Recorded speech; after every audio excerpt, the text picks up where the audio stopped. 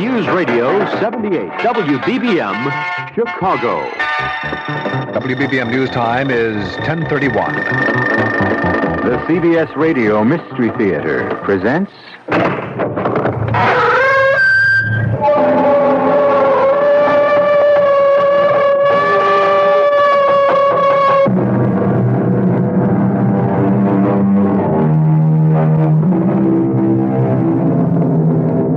Come in.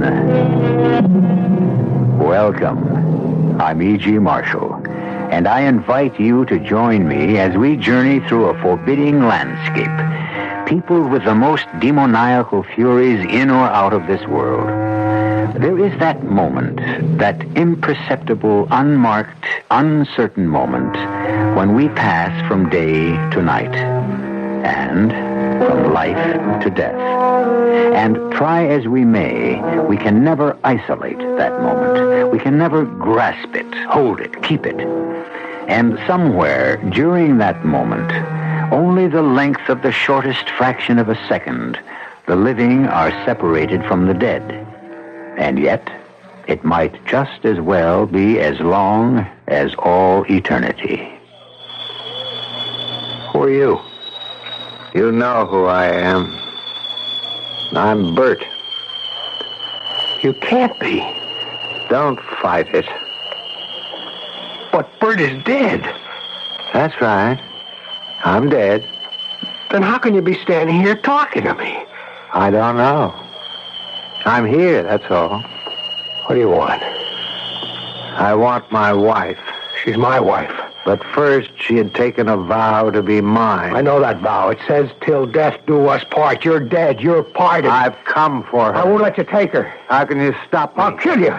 How can you kill me? I'm dead.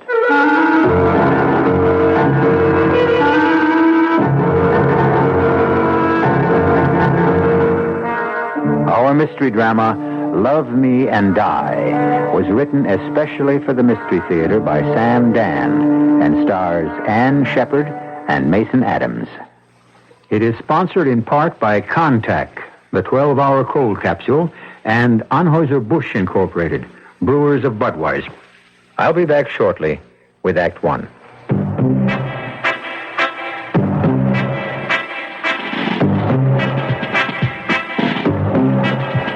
When you say bud, you've said a lot of things nobody else can say. When you say bud, you've gone as far as you can go to get the very best.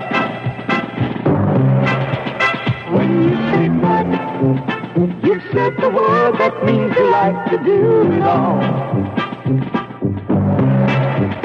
When you say bud, you say you care enough to only want the king of beers. There is no other one. There's only something left. Because the king of beers is leading all the rest. When you say Budweiser, you said it all. Anheuser-Busch, St. Louis. This is Arnold Palmer. In golf, we call someone who plays exceptionally well a champ. And a champ works to win. His whole way of life is geared to that talent, that ability in him which makes him win. Well, that's one way of living, but there are others. And the March of Dimes offers us some of those ways. Ways to work to prevent birth defects, or ways to help kids born with birth defects. For many of those kids, a way of life is a difficult direction to discover. But for most of us, it's not. By us, I mean young people, middle-aged people, senior citizens, everyone. As honorary national chairman for the March of Dimes, I can tell you that the greatest gift you can give any handicapped child is a little understanding, a little encouragement, and a chance to appreciate life. Won't you help? Join the March of Dimes today and find a way of life.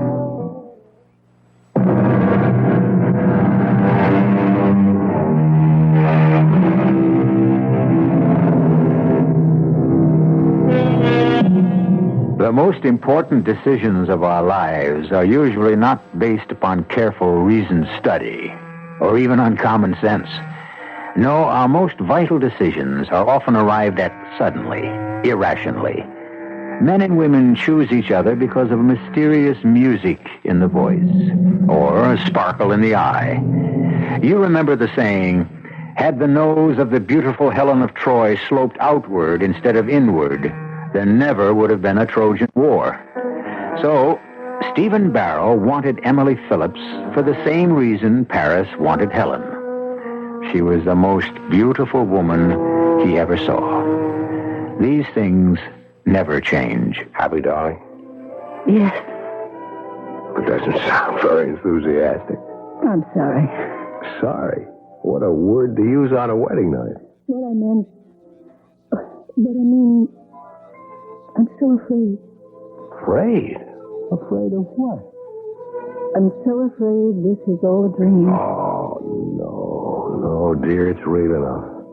Oh, Steve, I want to be happy, darling. And you will be, Emily. You and I, we are going to be the two happiest people in all the world. Do you mean that, Steve? Of course I mean it. Now, what's troubling you? Bert. Say it. What? I'm thinking of Bert. I shouldn't be, I know, but I was married to Bert once. Yes, dear, you were. You were. Bert is dead. He's gone. Forgotten. Will you listen to me? What kind of talk is this on our honeymoon? Steve, you really are so wonderful. Oh, of course I am. And you'll just have to put up with me sometimes when I get into these Now, moods. you're not going to have time for moods. We spend the night here at the motel. Tomorrow the plane for New York. 3 days in the big town, and then we fly to London. Is it true? Are we really going? Why do you keep asking if these things are true? I find it so hard to believe that good things are going to happen to me at last. Only good things from now on. Oh, I love you. I love you so much. Let me tell you why you're going to have a deliriously happy married life. Why? Because you're one woman in a million. Oh. You're not actually of this world. Oh, come on, that isn't true. You're so, what is the word? You're so ethereal. Yeah, that's probably the word. And you're so fragile, just like the delicate and beautiful things that you write poetry about. When's the last time I told you you were wonderful? Oh, about 45 seconds ago. Oh, darling. I feel now that I can write again. I know I can write again. Hey, where are you going? I want to look out the window. It's as if I just saw the moon and the stars for the very first time. Well, now. Let me tell you something, dearest. Every time you see the moon, the stars, the sun, the sky, it should be as if it were for the first time. Each time there should always be the thrill of discovery. This feeling is how I know I can write again. That's great. It's gone. All the misery, the suffering, everything I knew with Bert. His cruelty, his violence. Buried with him. He'll never be able to hit me again. No, Emily, he's gone. Finally. I'm free. What's wrong? Emily, what is it? Steve, look out the window. At what? There, near the swimming pool. All right, I'm looking. There. There's a man. Where? There, that man standing there. Darling, there isn't anyone standing. Looking up this way. I don't see He's anyone. looking up at our window. Oh, it has to be your imagination. No, Steve. There's a man. No, darling, it's just a shadow cast by the edge. What? See? He's moving his hand. I tell you, there's no one He's there. beckoning for me to come. Darling, it's only your imagination. Now, come away from the window. I can't move. Emily, there's no one out there. There's no one at all. Come with me, and I'll prove it. No. I won't go to him. He'll take me away. Emily, darling, get hold of yourself. Oh, look at him. He's so much bigger than you are. Where are you going? Don't take your arms away. I only want to pick up the telephone. Why? I have to prove something to you, darling. Nobody's there. Oh, Steve. Hello, desk. Yeah, look, this is Mr. Barrow in room 118. Listen, the swimming pool and the patio area, it has floodlights, those big lights. Steve, he's coming closer. Yeah, could you turn them on, please? Now, I know what time it is. This is an emergency. Look, just don't ask questions. Do it, please. Emily, look, the lights. Thanks very much. You see? You see that? It's light. It's all around the patio and the pool. Now, where is that man? The man that you thought you saw? Where? It's all lit up. It's as bright as day. There's nobody there. It's deserted, isn't it? Yes. So, it was all just your imagination. But I saw him. It was like I said, a shadow, and then the lights came on, and it disappeared. Yes. He disappeared.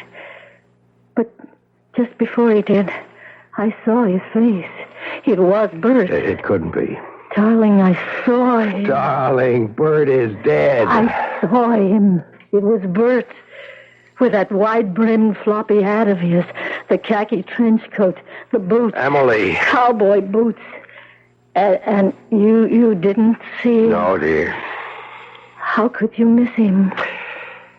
You're going to see Dr. Rossman. Oh, what good will he do? Look, if it was your imagination, then we have a problem. But if Bert was actually there, then Rossman may have a problem.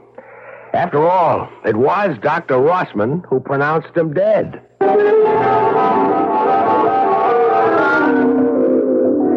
You sure you saw Bert? Oh, how could I not see him, a man of his size? Yet Steve saw no one. No one. And then, when the pool and patio were flooded with light, suddenly he disappeared. But in that instant you saw his face? And it was Bert. No, it wasn't. Because Bert is in his grave. But I tell you, I saw him. Emily, you have a guilty conscience about Bert. Guilty? Why? Because he's dead, and you're alive. But I told you how he treated me. Yes, but you keep thinking. Perhaps it was your fault. Perhaps if you'd been more patient, more understanding. Yes, perhaps. And now, once again, you are married. And on your wedding night, you fear that Bert still feels that he's the bridegroom. And that's why he beckons you to come to him. Doctor, what can I do? Place your trust in Steve. Oh, I do trust Your full trust. Don't be afraid that this marriage will also fail. Steve loves you. He wants to protect you. Do you believe it? Yes, I believe it. If you really believe it, you don't have to be afraid of Bert anymore. I'm not afraid. I'm no longer afraid of Bert. Go on your honeymoon. Be happy with Steve. And you will never see Bert again.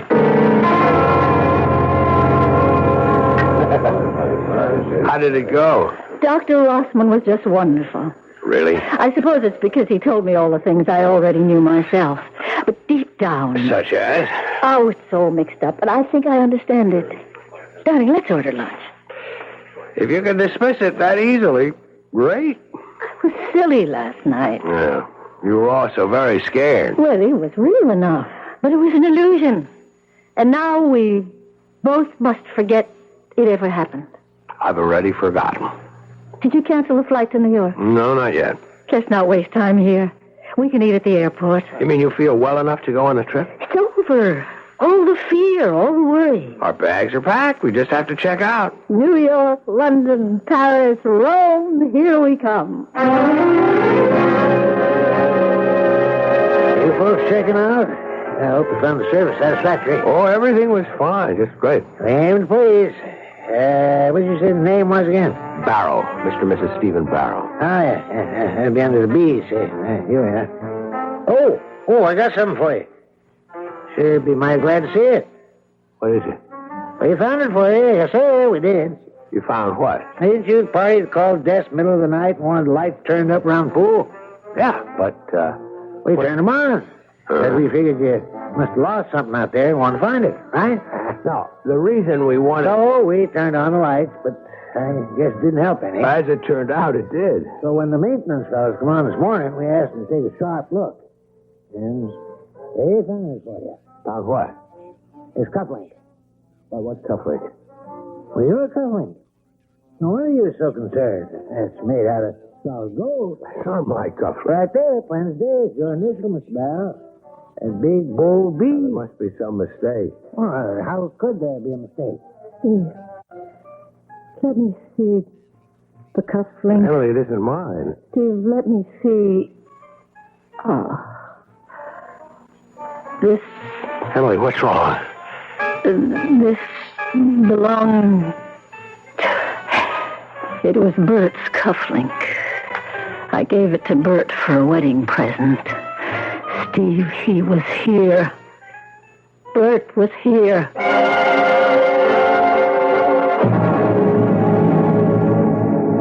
It's all very well for the doctor to say it's Emily's imagination which is being fired by things like guilt and remorse and fear. Sure, we can all say that. But how about that gold cufflink with Bert's initial on it? I'll be back shortly with Act Two. If you're on the verge of buying a new small car, buy a small Buick. Not just because I say so, but because of what I'm about to tell you. The three small Buicks, Skyhawk, Skylark, and Apollo, are newly designed for 1975. Their styling is fresh. Their engineering is up to date. Each of these small Buicks is powered by a spirited new V6 engine that delivers excellent gas mileage. Each of these small Buicks has steel-belted radial tires. They each have a high-energy ignition system, spark plugs that last nearly 4 times longer than before. And, of course, they each have typically comfortable Buick interiors. There's one other reason for choosing a small Buick. If you take delivery of a new Skyhawk by February 28, 1975, Buick will send you a check for $500. If you take delivery of a Skylark or an Apollo by February 28th, Buick will send you $200. So if you're going to buy a small car, buy a small Buick. At your Buick dealer. What's that, an old phonograph record? Yep, from way back in the 40s. You'd never guess what it is. Give me a hint. Well, it's soft music. Here comes Peter Cottontail. No, listen. Culligan, soft water service. Culligan brings it right to your home. Women everywhere are raving about the soap and money they're saving with Culligan soft water service.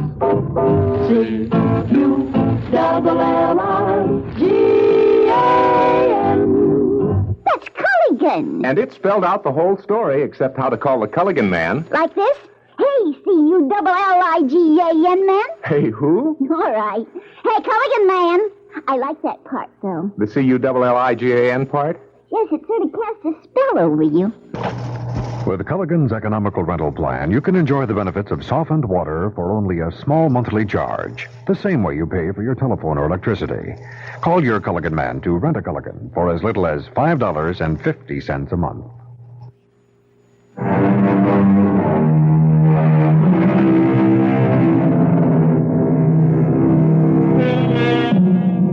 From a philosophical point of view, one may express many attitudes toward death.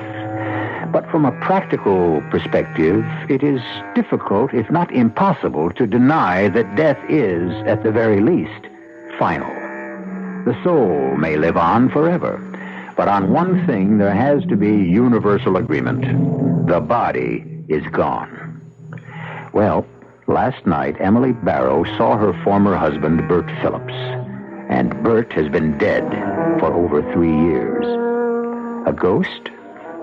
Do ghosts wear gold cufflinks? Emily, dear, maybe we better not check out just Oh, yet. no, I want to leave here right away. The state that you're in. He's here. I know, Bert's here. We've got to leave. Yeah, yes, dear, of course. Well, let's just sit down for a minute, quietly. That's it. Relax. Let's be calm. You say that this is Bert's cufflink? How can you be sure? Steve, I know. The store that sold it to you could have had dozens.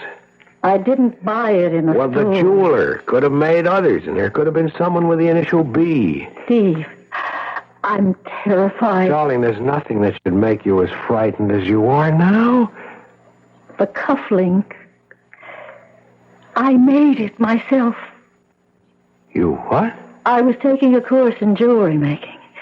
I'd always expressed myself in words. I wanted to see if I could achieve meaning. All right, I believe you. Now, let's look for the rational explanation. This cufflink. and the mate to it are the only ones of its kind in the world. I won't fight you, dear. You made it. You recognize it. It belonged to Bert. I still say that there is a rational explanation. No, not for me. Yes. And you must listen to me. Now, when is the last time that you saw this cufflink? 3 years ago. You haven't seen it in 3 years? No. So, what we must assume is that there was a burglary. The links were stolen. No. The thief may have sold them, and by a coincidence, the new owner had stopped at this very hotel. No, Steve. I remember you told me that your apartment had been broken into a few years ago. Now, why wouldn't the thief have taken the cufflinks? Because they weren't in the apartment. Where were they? I buried them. With Bert. You buried them with Bert? Why? Because they were his. They belonged to him. And he loved them. Bert was here. Emily, you must get hold of yourself. He said he'd come back for me. Who said what? Bert. He said my place was with him. Forever. He said he'd come back for me. And he's cruel enough to drag me away. I'm taking you to the doctor. I've seen the doctor. What do you want to do? Maybe it's this place. Maybe there's something about this motel. How could there be? Let's get out of here. Oh, darling, please, we can still make the plane to New York.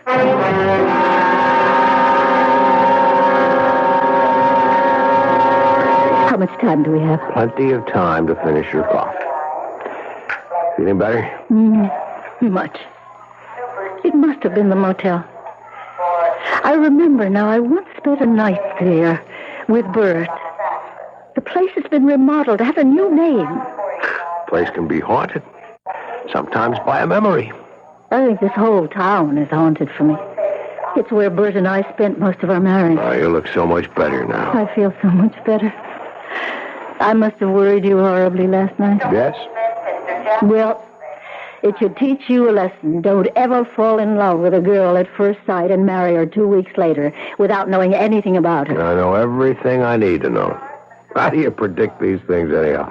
I had a friend who married the girl next door. They knew everything about each other. The marriage lasted 6 months. Transnational Airlines, flight number 1 for New York LaGuardia That's Airport. us, flight number 1 to New York. Let's go. Yeah. At gate 16. Your attention, please. Will Mrs. Bert Phillips please report to the airline service desk in the main lobby? What? Mrs. Bert Phillips. Mrs.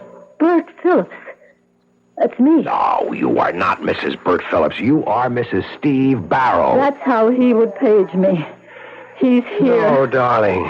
You said you'd believe me. And I do, but there can be another Mrs. Bert Phillips. He's paging me. Darling, look, if you claim to see him, that's one thing, and I'll cross that bridge with you when we get there. But you simply can't jump at every sound. Now, wait here a minute. No, but nothing. Here, at this phone booth. Why? Why are we... Now, I want to help you. Emily, pick up that directory. Come on. Right.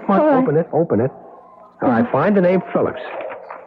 Phillips. All right, now, under B. Look. He wasn't the only Bert Phillips. See, there are 3 Bert Phillipses, 2 Bertrams, and 6 B. Phillips. Yeah. Some of them could be Berts also. You see what I mean? I think so. Now, come on, we'll miss that plane. Okay. Mrs. Bert Phillips, please report to the service desk in the main lobby. That is not you. 2 hours from now, we'll be in New York. Things will be different. All right, here we are. Gate 6. Guess we'll have to stand online and have our tickets checked. Why don't you sit down? I'll take care of it. Sure. Over there. By the gate. A very tall man. Where? See? No, I don't see. There, Steve. He's pointing to me. He's motioning me to come to Emily. Just the way he did last night. Emily. I won't go. Emily. I've got to get away from him. Emily, come back. No. Emily. No. Emily, stop. Emily, stop for a minute. No, you take me away. I won't let him. You can't stop him. Look out for the door. No, Emily, look out. Emily, where are we going? Taxi! Get in quickly. Hurry. Slam the door. Driver, get away from here. As fast as you can, please.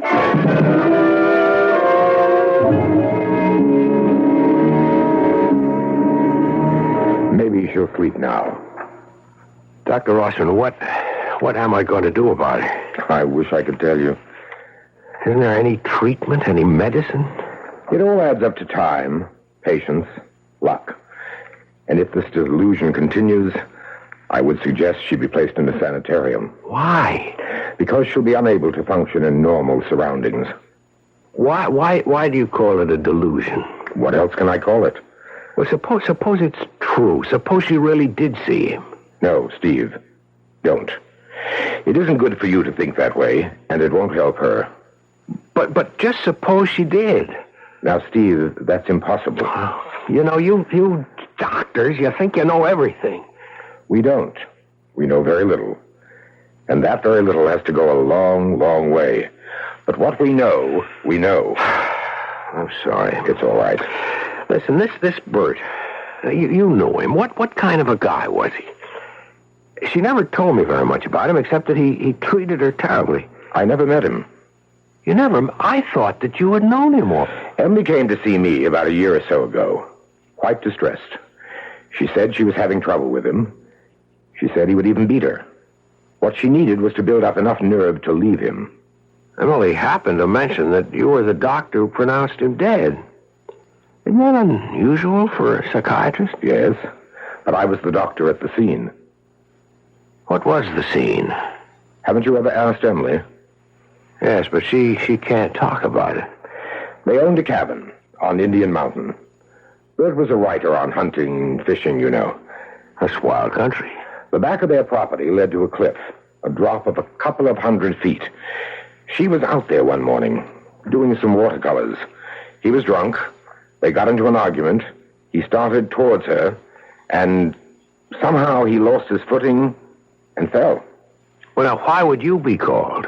She went to pieces. All she could think of was to telephone me. I came, and I did what I could. He was killed, wasn't he? Instantly. It's a sheer drop right onto the rocks. Well, call me in the morning. Yeah. And remember, if this persists, you'll have to think about a definite course of action. Good night. Night, Doctor. And thank you. Steve? Darling, you should be trying to get some sleep. Where are we? We're at a hotel. What happened? We were at the airport. I remember. And you thought that you saw Bert. I did see Bert. And you became panicky and you ran away, and I took you to this hotel and called Dr. Rossman. Oh. And he gave you a shot. He doesn't believe I saw Bert. That's right. Neither do you. Darling. Last night you said you could understand me. I need that understanding right now. Emily, you must be calm. I don't need someone to tell me to be calm, to relax. I need someone who believes in me. I believe in you. They believe what I tell you. I saw Bert, even though you won't find a shred of evidence. A single cold, hard fact to support me. You must believe me only because you love me. You must believe me because I ask you to believe me. I would believe you. Emily. Do you? Do you believe me? Yes, darling. Oh. Yes, I believe you. Suddenly I feel so sleepy. It's as if a great weight had just been lifted off my shoulders. As if I'd been awakened from some terrible nightmares. I'm not afraid to go back to sleep, Steve. It's been such a hectic day for you, too. Won't you get to bed? Yeah. I just want to sit here for a minute. I'm very tired. I'm almost too tired to get up.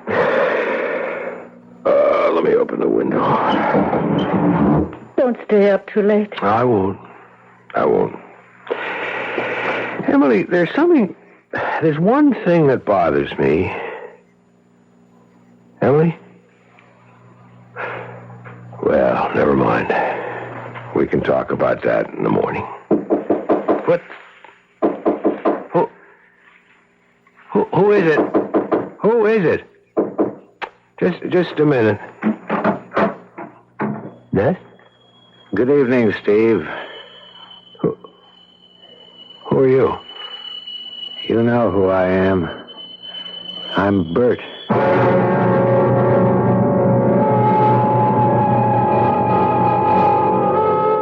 It was Dr. Rothman who officially pronounced Bert dead. So, what's this? The good doctor has an entire array of medical and scientific fact to confirm his findings. Stephen Barrow has only the testimony of his eyes and ears. In the final analysis, you, of course, will have to decide. And I shall present additional evidence for both sides when I return shortly with Act 3. Give your hand to a friend. Give your heart to your love. But give your cold to contact.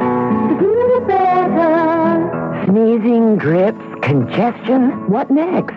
6 or 3 or 1. Is that an answer or a question? That's the question when you catch the common cold. For you, the answer is 12-hour contact. Why? Well, because you need 6 cold tablets, 2 every 4 hours, or 3 cold pills, 1 every 4 hours, or just 1 contact capsule for up to 12 hours continuous relief of your sneezing, drips, and congestion. The tiny time pills do it. For aches and fever, the others contain aspirin. And contact doesn't. Right. So, 6 or 3 or 1. Your cold, your choice. I'll take the 1 contact, thank you. Give your cold to contact. The good, the better. 6 or 3 or 1. Take contact only as directed. Save a little and save a lot more at the Northwest Federal General Store. That's where you'll find a giant Cracker Barrel of gifts. Gifts for savers by famous makers we all know. The Sunbeam hand mixer, the Schick style dryer, a Presto pressure cooker and Waring blender. And they're all free or priced for special savings when you save $250 or more. See them all in our newspaper ads. And now you can save at 3 centers of interest in the Great Northwest Territory, on Irving Park Road, on Debster Street in Des Plaines, and now in Norridge in the Harlem Irving Plaza. So save where you get the highest interest rates allowed by law, and get free gifts, too, from the Cracker Barrel of gifts now at Northwest Federal Savings. But come in soon. Some styles and colors are limited. 1 gift per family, please. Offer good for a limited time only. Remember, it's Northwest Federal Savings Time, 63 hours a week. Ladies and gentlemen, you're tuned in on Chicago. This is WBBM Chicago, News Radio 78. The correct time, 11:04. It is 31 degrees at Midway. It'll be a little bit colder tonight, says Weather Command. There are those who say that death is the end, and those who say that death is the beginning. Now, however, it seems that we are being faced with death as a continuation. Bert Phillips was killed in an accident, a fall from a cliff. He was properly and officially buried. But here he seems to be standing at the door of the hotel room where his former wife is spending the night with her new husband. Up to now, it was only Emily, frightened and troubled Emily, who had been able to see Bert. But now, is it Steve's turn? Steve sees Bert, sees him plainly, as he stands in the doorway. Who are you? I told you. Bert. You can't be. You're dead. I'm dead. Well, how can you be standing here talking to me? I don't know. It's enough for me that I'm here. What do you want? I want to talk to you. May I come in? It's a dream. That's what it is. It's a dream. It may not be. You admit you're dead. What are you doing here? You sent for me. I sent for you. What are you talking about? You'll have to figure that out for yourself. Why would I send for you? There's an idea forming in the back of your mind. You're not aware of it consciously. You're going to resist it, but it's the truth. I still don't know what you want. I want my wife. She's my wife. She had taken a vow to be mine. That vow says till death do us part. You're dead. You're parted. That's just a technicality. But if you're dead, why do you want Emily? She belongs with me. If you're dead and she's alive, how can you be together? She won't be alive when I take her. What do you mean? I'll have to kill her. Kill her? Why not? She killed me. Yeah, but you died in an accident. No, it's her story. What actually happened was that I was standing at the edge of the cliff taking photographs for an article I was writing, and she just pushed me over. I don't believe it. You better believe it. Because one day, a year or two from now, she'll have to kill you, too. Oh, this is a dream. I need your help. Why should I help you? In the long run, I'll be saving your life. You have to convince her to come to the cabin. It's the only place from where I can take her. That's where she killed me. You can't be serious. Think about what I told you. Keep asking yourself, why do you see me? You might get the answer if you first ask yourself, why did she see me? Or, better yet, ask her.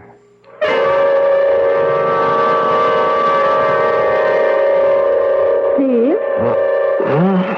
What? Oh, you poor darling. Did you fall asleep in that chair? I guess I did. I feel so guilty. I had such a wonderful, refreshing sleep. So deep, so restful. See, did I dream? What are you muttering about?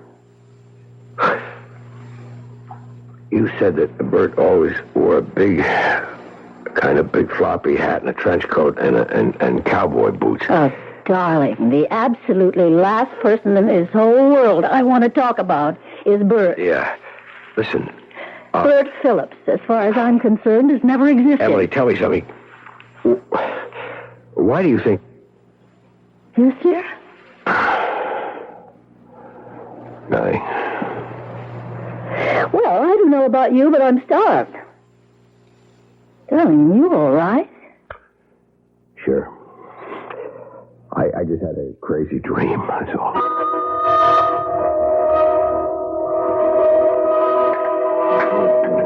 Steve, you sure you're all right? Yeah, I'm okay. What? You haven't touched a thing. Oh, I never eat much breakfast. The important thing is that you feel okay. Mm-hmm. Sometimes you have this terrible confusion, and then suddenly it's gone. Why it came, you'll never know. How it went, you'll never find out. It's as if someone magically took it away. But it's gone, and that's all that matters. And now, darling, are we ready to resume our honeymoon? Sure. But we'll have to make some new reservations. Tell you what, let's not go to New York and then on to Europe. No, why not? Well, we've postponed it twice already. Maybe it's a sign that deep down we didn't want to go so far away in the first place. How about Mexico City? Just a few hours away and we can... Steve, are you really all right? Emily, do you see someone standing by the door? Where? Just to the left of the cashier's desk. No, darling, there's nobody standing. Must have been my imagination. Oh, Steve. You caught it for me, this delusion of seeing people. What did it look like? I'm not even sure I saw anyone. Mexico City. How about it? Yeah, sounds great. My problem is I don't have a thing to wear for Mexico. Neither do you. Well, let's go somewhere else. No, let's go shopping.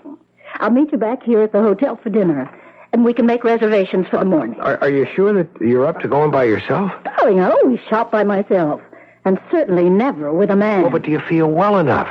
When I think of how silly I was over that whole Bert business. Well, I've got to get started. See you at dinner, darling.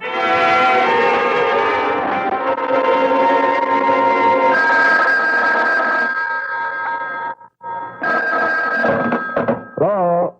Darling, I hope you did some shopping, too. Yeah, I picked up a few things. I'm spending a lot of money. Well, that's all right. What are you doing? I thought I'd take a nap. That's good, darling. You do that. I'll see you in a little while. Bye. Why didn't I ask her? Why? You left your door open. Bad. You should keep the door locked these days. What do you want? You didn't ask her. Ask her what? You know what. Were you at the cashier's desk in the coffee shop at breakfast time? You know I was. This is a dream. Dream or reality, what does it matter? You're stuck with me because you believe her. You want to believe her. You love her. This is getting us nowhere. I love her, too. I'm a bigger chump than you are. Even after what she did to me, I love her. And why did you treat her so badly? Who says I treated her badly? Everybody. Who's everybody? Dr. Rossman, for one. He never said I mistreated her. He said she told him I abused her. But you did. Only because she says so. Why should she kill you? For the same reason she'll kill you. You keep saying that. Why do you refuse to believe it? It's true. You can't prove it. Oh, but I can. The camera will prove it. What camera? I told you I was out there taking pictures. She sneaked up behind me and pushed me over the cliff. Her story, she was painting pictures and I was drunk, started beating her, and somehow lost my balance. Why shouldn't I believe her? Because she lied. She made her way down the mountain to where I was lying dead, poured liquor all over me, but she'd forgotten about the camera. The camera? That camera. I was so intent on taking my pictures, that's why I didn't hear her. But the camera went over the cliff with me. It broke against the rocks. It came to rest, finally, behind some bushes. I believe Emily. Oh, your place I would, too. But the camera, all smashed up, has been lying there 3 years now, in snow, in mud, summer and winter. It's still there. Or what's left of it is still there. Not 20 feet from where I landed. I said I don't believe you. She forgot about it or didn't think about it. In a court of law, that wouldn't prove a thing. That camera could have fallen there at any time. It's not supposed to prove anything in a court of law. It's supposed to prove something to you. What do you want me to do? Bring her to the cabin. To the cliff. I want her. You think I'm crazy? Crazy or sane, it doesn't matter to me. Bring her. Let me have her. No. She'll kill you. You keep on saying she'll kill me. Why? Okay. Ask me the question you're afraid to ask her. Why do you think she saw me? Because she has a guilty conscience. She feels guilty because she's happy with me. Does she? Now, let's examine that. She feels guilty because she's happy with you. She's so happy with you that on her wedding night, she sees me. Shouldn't that prove something? What could it prove? She's sorry. Not because she killed me, but because she killed me and wound up with you. She loves me. No, she likes you. Why not? You're a nice guy. Most girls like you. But love, that's something else. You're not exciting for Emily the way I was. You're not wild enough for her the way I was. That's why she saw me, Steve. She wants me. That's a lie. You can't face it. That's why you didn't ask her. Ask her what? Why she saw me on your wedding night. I'll kill you. I'm already dead. Why do you insist she killed you? Because I was wise to her. You'll also get wise to her one day. Bring her up to the cabin. Never. Scared? Why should I be scared? Once she's up there, she'll have to choose between us. And you're scared she'll choose me.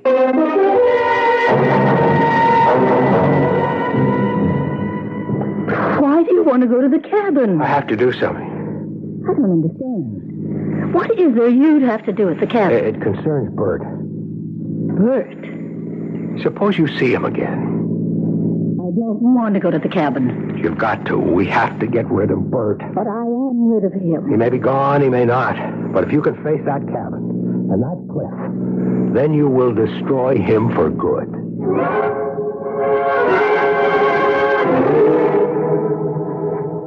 I haven't been here since he died. You never told me how it happened.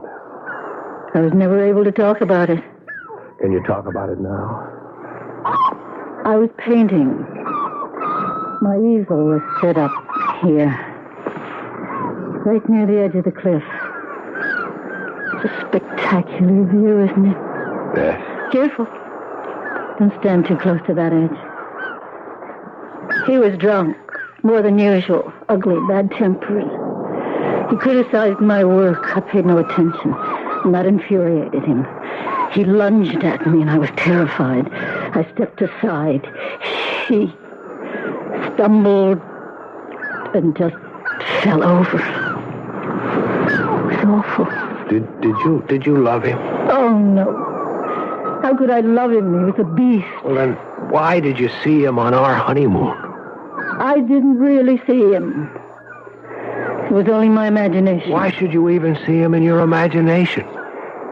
Why should there have been room in your mind, your heart, for anyone but me? Wasn't I enough for you? You were. You are. Or did you want him? Do you still want him? He's dead. He was there at the hotel. I saw him. So you wanted me to see him. You made it a test of my love. And so because I love you, I saw him. And that's why I brought you here. So that you can choose between us. Between who? Between Bert and me. How can I? Bert's dead. Is that the only reason? Let go of me. Is it? Steve. Did you kill Bert? No. Tell the truth. No. Did you kill him? Yes. Why? Because he laughed at me, at my work, at my poetry, at my painting. He said they're a joke. Oh, they're not. They're exquisite. He was right. I'm a phony. Oh, no, you're wonderful. No, I'm not. I'm a phony. I'm not wonderful. Nothing about me is wonderful. Bert was right. He said, you're a phony. A poet who never writes poetry. A painter who never paints a picture. Even the cufflinks. Bert made those cufflinks. He knew what I was. He loved me for what I was, and I loved him. But sometimes I got mad enough to kill him. And one day I did. Oh, Emily, listen. Emily, whatever you've done, I love you. I don't want you. I want Bert. I need a man like Bert. Emily, you can't mean any of this, Emily. Don't come near me. Emily! Don't come near me. You know where Bert is now. He's just on the other side of the ledge. Bert! It's only a dream. Bert! Emily! I'm coming! Look out, Emily! You'll fall over that ledge! He's calling me! There's no one there! Let go of me! You're crazy! You'll go over the edge! You'll get killed! Emily! Emily! I can't let you kill yourself! No, Emily! Make him let go of me! Emily! Get away from the ledge! Bert! I'm coming to you!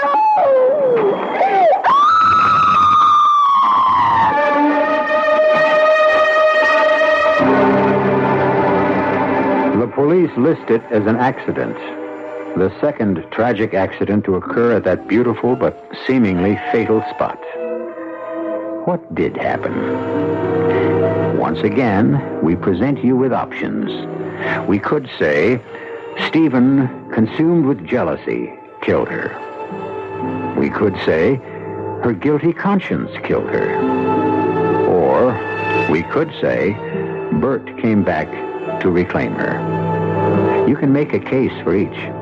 And also for me to return in just a few moments. Cigarette? No need for that. I'm ready. Blindfold? Dash it, man. Let's get it over with. As you wish.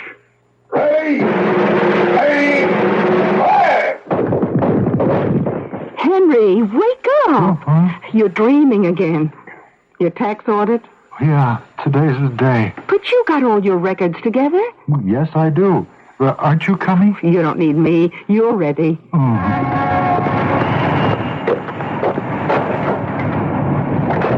Can I help you, sir? Well, you're here for an audit. Won't you have a seat? Thank you. Well, now, let's see.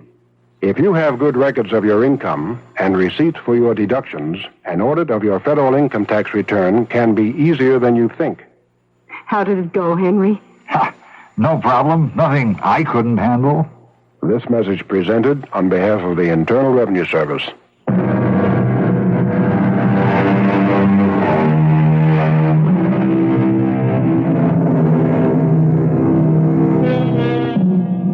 She loves him. He loves her for reasons that defy all understanding. And once they fall in love, the passion can flame for a moment or for all eternity. We dwell on love here because all the other mysteries are slowly yielding to science, to technology. Soon love will be the only mystery left us, besides those you will find here 7 chilling times a week. Our cast included Ann Shepard, Mason Adams, Robert Dryden, and Robert L. Greene. The entire production was under the direction of Hyman Brown. And now, a preview of our next tale. I'm sorry, Adrian. Something bothering you? Yeah, plenty. Do you want to tell me? My wife is changing her will. What? How do you know? I know. Gifford called me. He's our lawyer. I'm being cut out. Completely? Oh. A few crumbs might be left for me. I don't expect it'll be much. Okay. What's the next move? I've spoken to her. She denies everything. Can you believe her? I want to, but there's this new doctor, Lepescu. He seems to exert a very strong and a sinister influence. Listen, Bill. And listen carefully. She hasn't much longer. No, Adrian. Adrian, you're urging me to kill her, aren't you? You're telling me to commit murder. Radio Mystery Theater was sponsored in part by Buick Motor Division. This is E.G. Marshall inviting you to return to our Mystery Theater for another adventure in the macabre. Until next time, pleasant dreams.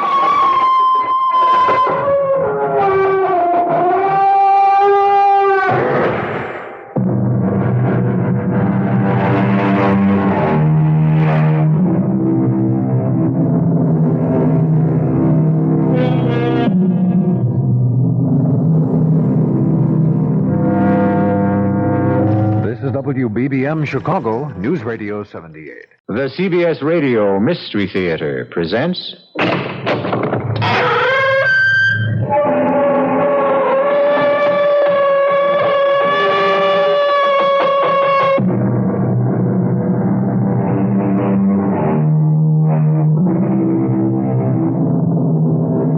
Come in. Welcome. I'm E.G. Marshall. Welcome to the world of the uncanny, the eerie, the unearthly.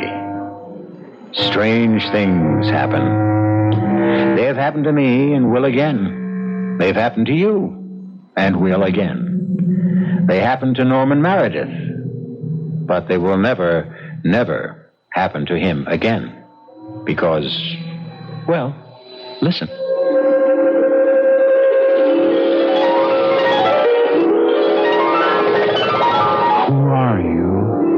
How can you ask, Norman? Don't you know me? How would I know you? We've never met. Oh, yes, we have. Norman, dearest heart, I am the woman of your dreams.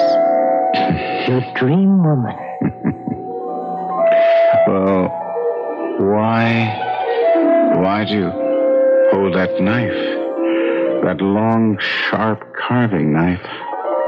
To kill you, Norman. To kill you.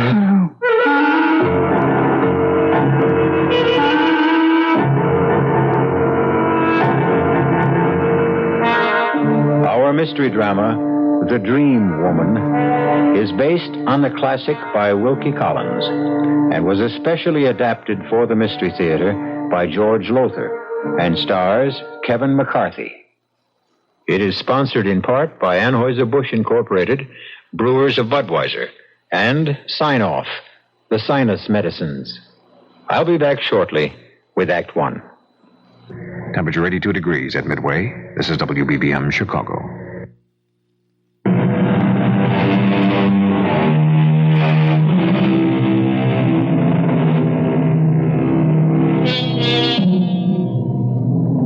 What is a dream? From where does it come? And why?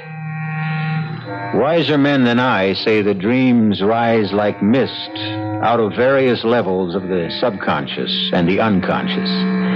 But what is the subconscious? What is the unconscious? No one really knows. Oh, there are theories, yes.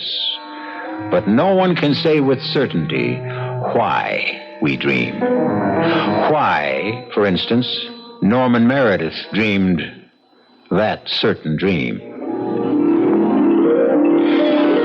You say you're the woman of my dreams, my dream woman. If that's so, why would you want to kill me with that knife? So you can stay in my world always. Be mine always. No, I don't understand. Only when you are dead, physically dead, can your spirit live, really live. And you come from the spirit world? A spirit world. One of countless spirit worlds. Oh, join me in it now, dearest Norman. Dearest heart. Join me now. No! Yes! No! Yes! No! Yes! Norman! Yes! Norman! I must kill you, Norman. I'll kill you, Norman. Don't stab me, please don't. Die, Norman. Die, Norman. I can't Die, take the knife. Norman, wake up, Norman. Norman, darling, you've been having a dream, a nightmare.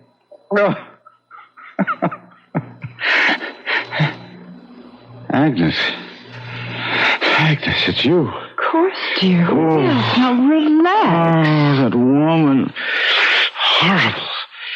That murderous woman with a knife. Dream, sweetheart. Nothing but a terrible dream. No. Now, Norman. I saw her so clearly. Her and that knife. A long carving knife. Razor sharp. Gleaming, and she struck at me with it. Struck. And struck. And struck. Oh, Norman. I saw it all clearly, vividly. She was tall, long blonde hair that fell below her shoulders, a voluptuous figure, and eyes, light blue, hazel eyes flecked with green.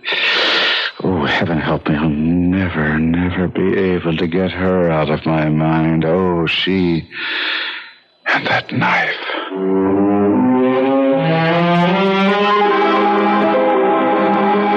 Well, now, Norman, I can tell you this. As a psychiatrist, I have a number of patients who are troubled with nightmares, often with the same recurring nightmare, but they never come true, Norman.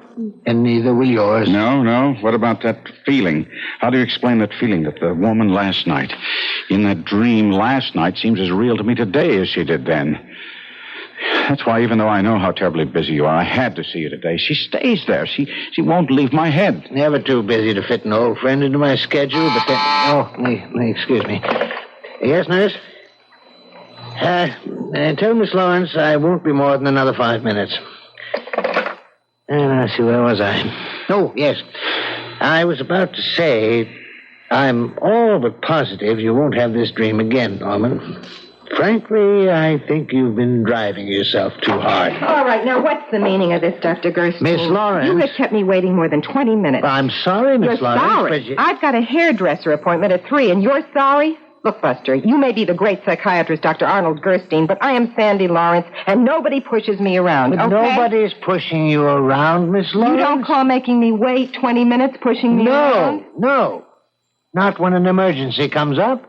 He the emergency? Miss Lawrence, if you'll just be patient another minute or so. All right, another minute, but no more, you understand? And I mean it. What's the matter with him? Why is he staring at me like that? Hey, what's with you, Buster? Give me the willies. 1 minute longer, Miss Lawrence. I won't be more than another minute. What is with you, Norman? You were staring at Miss Lawrence as if she'd shocked you. Who is she, Arnold? Her name is Sandra Lawrence. What does she do? Well, she claims to be an actress, but I don't think that's quite the profession she's in. Why were you staring at her like that? Didn't you notice? Notice what? Tall, sexy, long blonde hair, hazel eyes flecked with green. Oh, yes.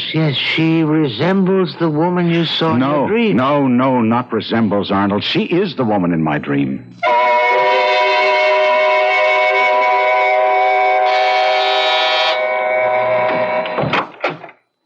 Yeah? My name is Norman Meredith, Miss Lawrence. So? Well, I was wondering if I might talk with you for a few minutes. Well, about what? You selling something? No. I'm not a salesman, nothing like that. Could I come in? Well, I don't know.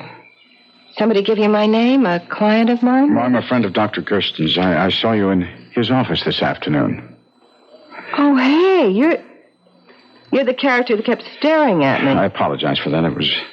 It was very rude of me. Yeah, well, that's okay. I mean, lots of guys stare at me. Could I? Yeah, sure. Come on in. I followed you after you left Arnold's, Dr. Gerson's office. You followed me? Yes. Hey, you got it bad. Unless you got some other reason for playing bloodhound. How about a drink first, huh? First? Oh, well, if you got it that bad. No. I don't think you understand. I want to talk to you. Talk to me. Well, if that's the way you get your kicks. Tell me about yourself, Miss Lawrence. Tell me all about yourself. You're real flaky. You just want to talk? I want to know all about you. All about you. Who you are, where you come from, what you do for a living. Oh, come on. You must be kidding. What I do for a living? Hey, Norman, you put me away. You really do. Dr. Gersten said you're an actress? Yeah, you could put it that way. I put on a real good act. Well, if you mean what I think you mean... Well, what else would I mean? I mean, you can't be as square as you sound. Or can you? Look, will you stop staring at me like that? I really don't like being stared at. I'm sorry. I can't help myself. You fascinate me. Miss Lawrence. Sandy, for Sandra. Sandra? I dreamed of you last night. Uh-huh. Well, lots of guys do. Men who've never met you. Well, okay, so you dreamed of me last night. I mean, what do you want, an Academy Award? No. I want to get to know you better. Come on, Normie, what's the angle, huh? No angle. I told you. You fascinate me. Look, Normie, you level with me. You level with me right now, or just blow, okay? I am leveling with you. When I say you fascinate me, I mean, well, there was the dream to begin with, and then meeting you, a dream woman in the flesh in Gersten's office. There's something so strange about it. About it and you. Oh, now I'm strange. No, it's more than that. It's you. I'm drawn to you. Waiting for you outside the medical center, I kept telling myself I was crazy and that I ought to just put you out of my mind, go about my business, but I couldn't do it. All the time that I was following you, waiting for you, I didn't want to. But I had to. You see. I was incapable of doing anything else. It must be like being an alcoholic or a drug addict. It's a compulsion. I have to be with you. Well, whatever you got, you sure got it bad. Now, Normie, dearest heart, my time is valuable. It's $50 an hour. Dearest heart. Dearest heart. You called me that in the dream. Dearest heart. Oh, yeah? Oh, how about that? How about the $50? Well, sure. Okay, in advance. Oh, sure. Anything you say? Sandy? Here. Put it on the table, Normie. Attaboy. Okay. What'll we talk about? I don't know. Anything, as I said. I want to know all about you. Tell me about yourself. Okay, but how's about I slip into something more comfortable first? All right. You fix yourself a drink. The bar's over there. Thanks. You got any scotch? Yeah, try the shelf under the bar. Okay. Oh. Good Lord. What's the matter? This knife. This carving knife. Where did you get it? How do I know? I had it for years. Oh, you fascinated by knives, too? No, not knives. A knife. This one. Well, I said it before, and I'll say it again, Normie. You put me away. Divorce. You want a divorce, Norman? Yes, Agnes, I do. To marry this tramp? Yes. I can't really believe you're saying this. I can't understand your being fascinated by a woman who resembles the woman you saw in your dream. She is the woman in my dream. I'm in love with her, Agnes. In love? With the kind of woman you tell me she is? Norman, in love? Hopelessly, helplessly, compulsively. I'm gripped by something out of my control. I've tried to fight it, to free myself of it, and I can't. Agnes, I can't. But my darling, you've got to. I love you.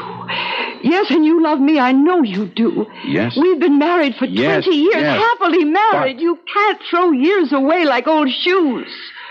Destroy everything we've built together. Everything we've come to mean to each other. I'm powerless to do anything else. Well, I am not. What do you mean? I mean that you're suffering from some sort of aberration. You're sick, Norman. Mentally sick. And I am not letting you do anything as stupid, as disastrous as marrying that girl. I will not divorce you, Norman. Agnes. No, Norman. In a few months, it'll all be over. This sudden romance of yours will be dead. Stone cold dead. No. In a few months, I will be stone cold dead.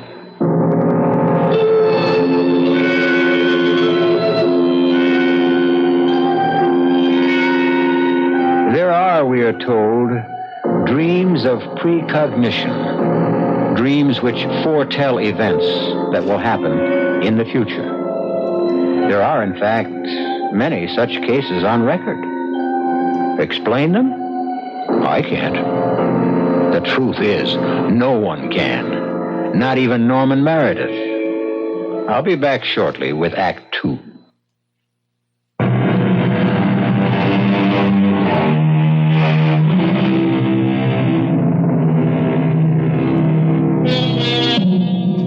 We have asked, what is a dream? And come up with anything but a satisfactory answer. We might ask now, what is a compulsion? And find the answer equally unsatisfactory. A compulsion is, of course, the doing of something in spite of yourself. The doing of it against all the dictates of intelligence, reason, sanity. And that is precisely what Norman Meredith, well-to-do stockbroker, finds himself doing in the suite of a palatial hotel in Rome, Italy, close onto 4 o'clock of a summer morning. What am I doing here? 4 o'clock in the morning in a Roman hotel, walking up and down, pacing the floor and talking to myself. Talking to myself like some kind of nut. Some kind... Ah, the prodigal returns. Oh, still awake, Normie?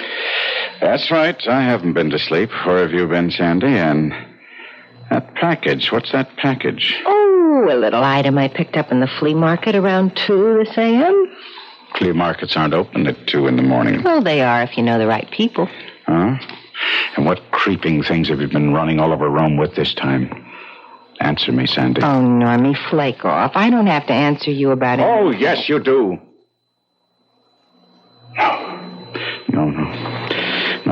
No, you don't. I have no hold on you. We're not married. You'd still have no hold on me, married or not. True enough, I guess. True enough. So anytime you want out, Normie, you just say so. Anytime you've had enough of me. Oh, I'll never have enough of you, and you know it, damn you. You know it.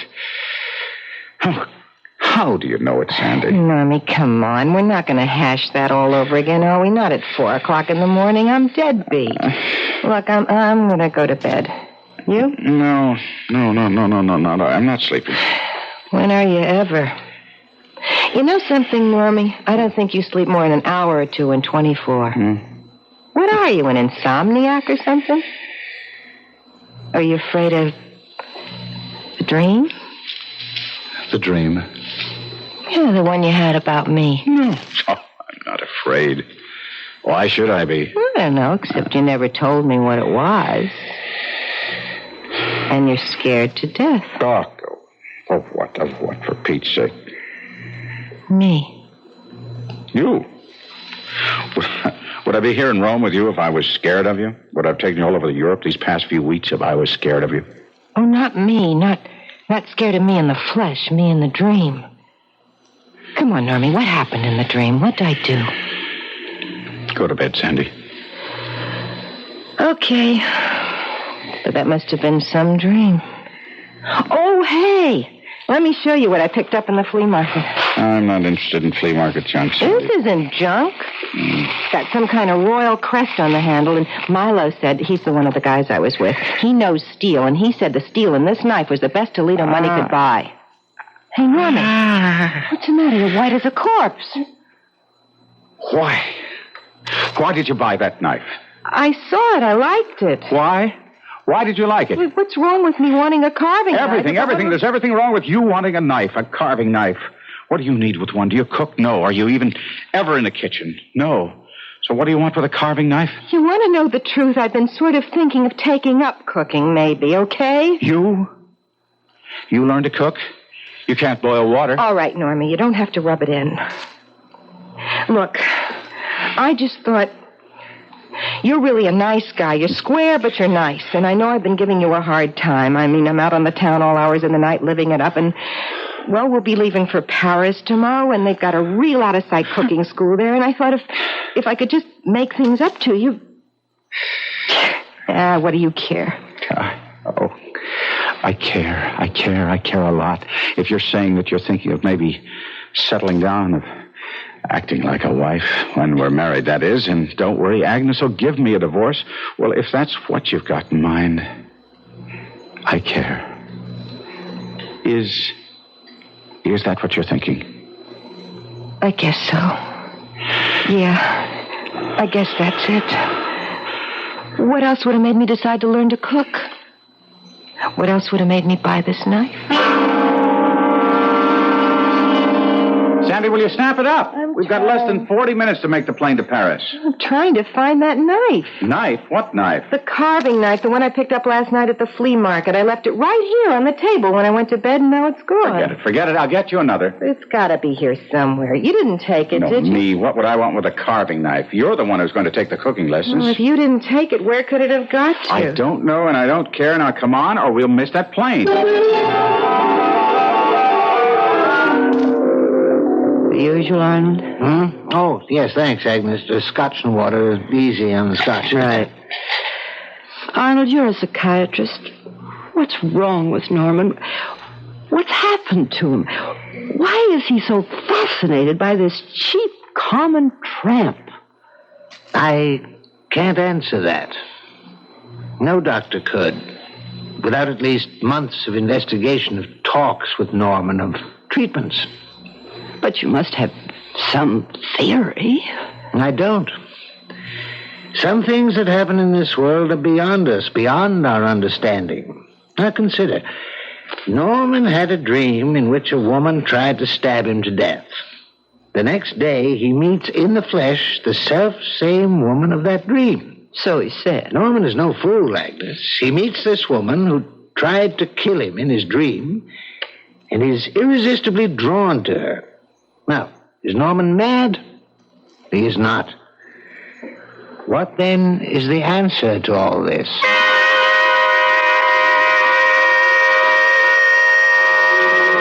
Who are you? How can you ask, Norman? Don't you know me? How would I know you? We've never met. Oh, yes, we have. I'm Norman.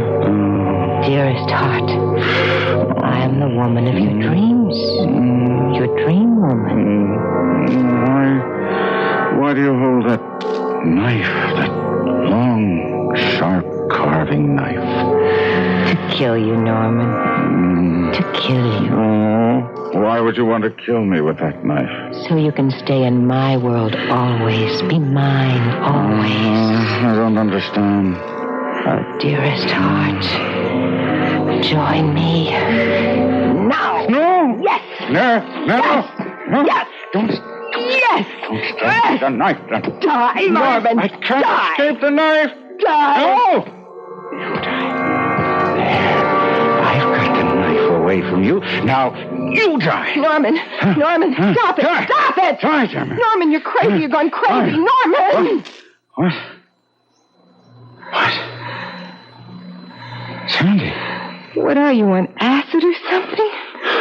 You're having a bad trip. No, you know better than to ask. Where am I? What happened? We're in Paris. We're in Paris, France. We've been here for a week. It's 2:30 in the morning, and you've been having a nightmare. And, boy, you nearly killed me. Oh, no. Oh, no. yeah. Look at me. You've ripped my gown. Gown. I'm in pajamas.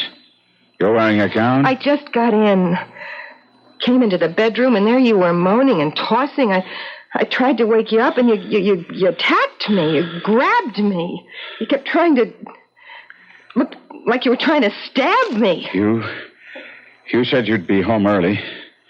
You said you wanted to be rested, fresh for tomorrow's ceremony at the Cordon Rouge cooking school. Yeah, well, the people I was with, they decided to make a night of it, you know? In fact, they're still at it. Me, I broke away, so you see, I am home early, Normie. And stop calling me that. I've asked you 12 times. Stop calling me Normie. I'm sorry. Honest, I am. Norman, I don't know what it is with me. I mean, I try. I really try to be the way you want me to be, but I don't know what it is. And it's funny, because at first I didn't care what you thought, how you felt, but being with you all these weeks, you're really smooth, Norman. You really are. And I'd like to be more than I am for your sake, but there's just something in me. I just can't control it. You too. What do you mean, me too? Oh, you can't help yourself. I can't help myself. We're in the same boat, Sandy, and I have the feeling it's just begun to sink.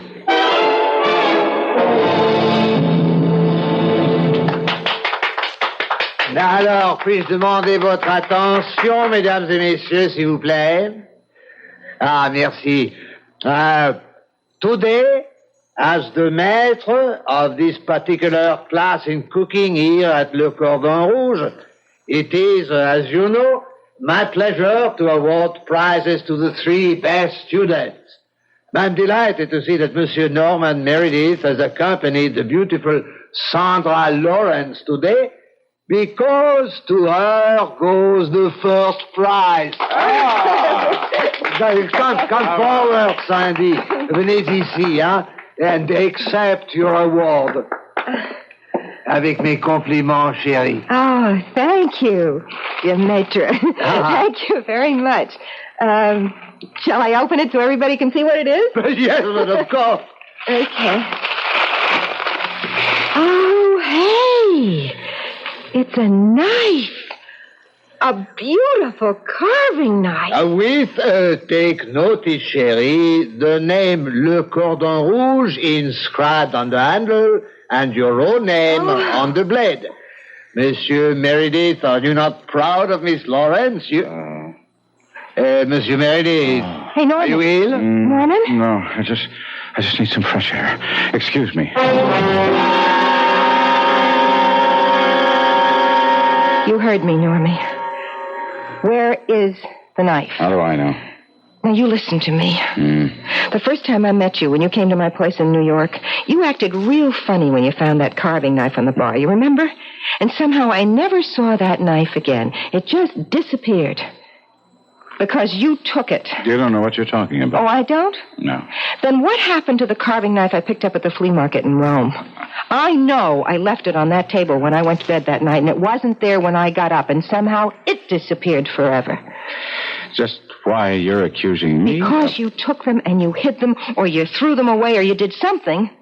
And you've done the same thing with my Cordon Rouge knife. Not me. Then where is it? Now, you took the knife, Normie.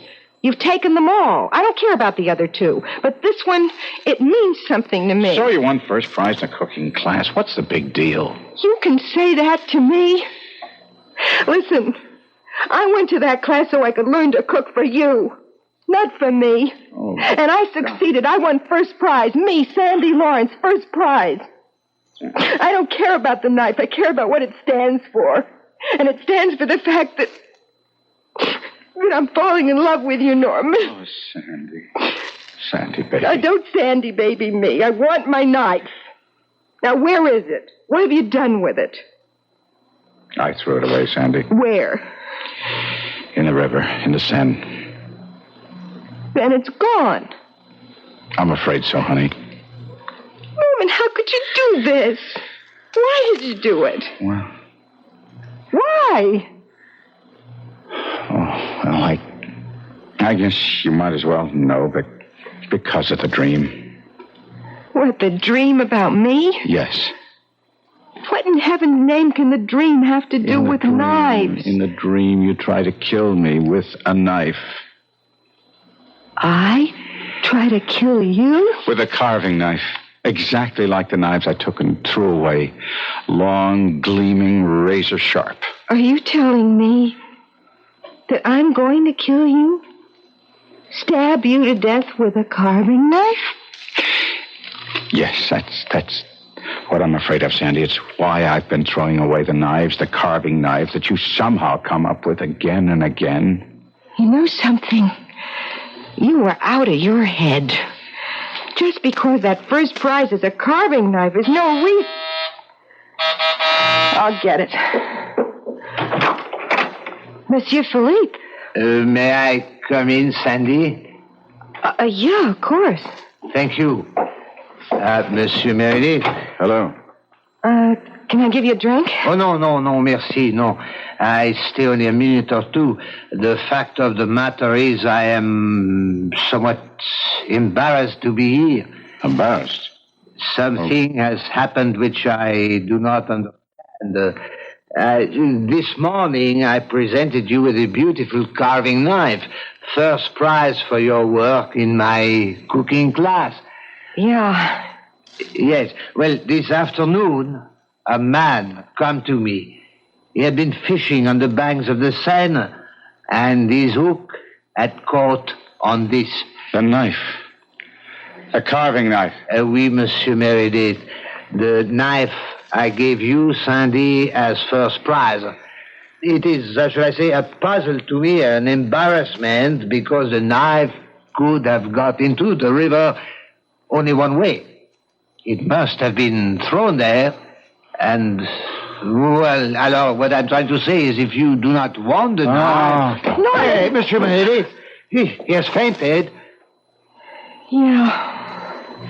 Is it something with knives?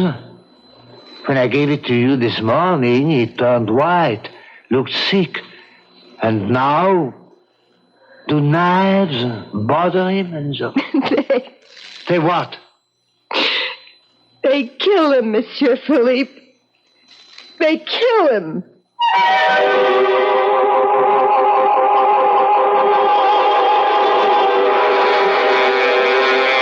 Well, all things considered, I think they'd kill me, too. It is curious, this affinity Sandra Lawrence has for carving knives. Or they for her. I'll return shortly with Act 3.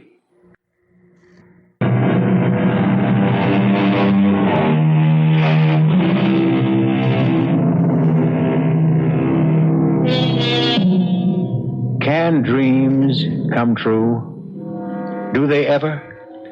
If they do, is Norman Meredith fated to be stabbed to death by the woman who haunts his dreams? The woman he finds irresistible in real life? Sandy. Yes, Norman. Tell me where it is. Well, what is? You know what. The knife. Norman, we said we wouldn't talk about it anymore, remember? I remember you said we wouldn't. When I came into that hotel room in Paris and asked you what you'd done with the knife, you said we wouldn't talk about it anymore. Not me. I threw it away. You're a liar. Norman. You wouldn't have thrown it away. It meant too much to you. You've hidden it. All right. I hid it. Get it. What, so you can throw it away? No. Listen to me. No, Norman, you listen to me for once. I'm listening. Now, the first time we met, I was... Well, not what I am now. I was kind of tough. I was kind of coarse. Kind of person I don't want to be anymore because you showed me another kind of life. Where's the knife? Listen to me, please. Woman, I'm trying real hard to be the kind of woman who'd be worthy of you, you know? The kind of woman you could really love. The kind of woman you'd marry. We'll talk about all this later. Right now, I want that knife. Norman, forget the knife. Sandy, you get me that knife. Wherever you hid it, get it and give it to me, or so help me out. All right. Here. You want it? Take it. You threw it at me. Another inch and it would have... You wanted it, Norma. You got it. Pick it up. I'll pick it up. Well, pick it up, all right. I'll pick it up. That's the last you'll ever see of it. Plenty of others. There's no trick buying a carving knife. Don't buy no knives. I'm going to get rid of this, and it's the last carving knife we'll ever see in this house. We'll see about that. I'm telling you. I'm telling you. Nothing. You're telling me nothing. Norman! No! Nothing. Oh! Oh, what have I done? I don't understand. I killed her. I stabbed her to death. It doesn't make sense. It doesn't make sense.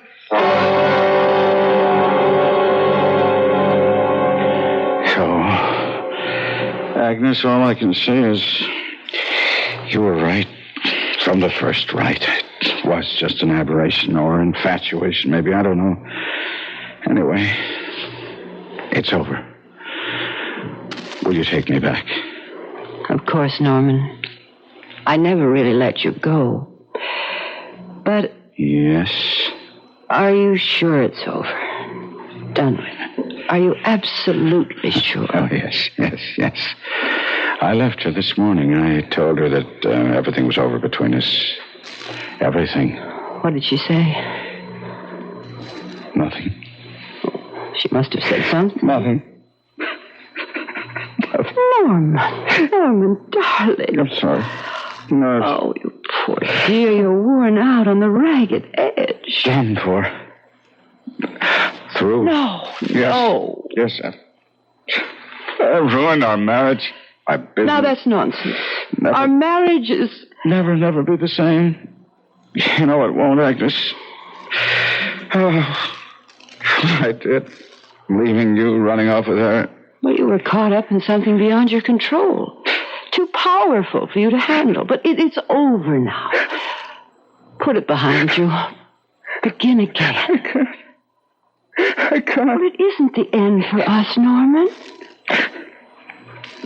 It is for her. What? It is the end for her. You mean Sandra Lawrence? Well, yes, in a way, I suppose it is. But her kind, she'll get by. She'll start living again. Don't say that. But darling, she will. It isn't all over for her either. It is. I killed her, Agnes. What kind of nonsense are you talking? Norman, we're not going to talk anymore, not now. I've got to go out for an hour or two, but while I'm gone, I want you to rest. Now, lie down for a while. Will you do that? Yes. And if you feel like a snack, ask Nora to fix something for you. Nora? Oh, I haven't had a chance to tell you we have a maid, Nora. Wonderful cook, too. So if you want something, just ask her. You'll find her in the kitchen. She loves it, so she practically hibernates there. What is it, dear? This isn't a dream, is it? That I'm home with you. I'm not dreaming, am I, Agnes? If you are, it's no nightmare, darling. Isn't it? Isn't it?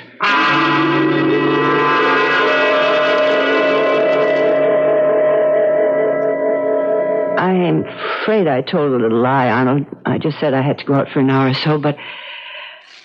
Of course, I came straight here to see you. I'm glad you did, Agnes. I'm as worried about Norman as you are. He talked about Sandra Lawrence as if he had killed her. I mean, really killed her. When, of course, what he meant was that he felt that he'd ended her happiness, ruined her future. Excuse me, my nurse. Yes? Captain who? The police. Oh, yes. Put him through. Yes, Captain, this is Dr. Gerstein. Yes? Well, she was a patient of mine. What's that? Stabbed to death? Oh, good heavens, Yes, of course. I'll answer any questions you may have. No, not at all. Goodbye. Agnes, you said you left Norman at home? Yes. We'd better go there at once. Why? Arnold, what is it? That was the police. Sandra Lawrence was found this afternoon in her apartment, stabbed to death. Oh. Norman is telling the truth. He did kill her? It seems likely, Agnes. All too likely.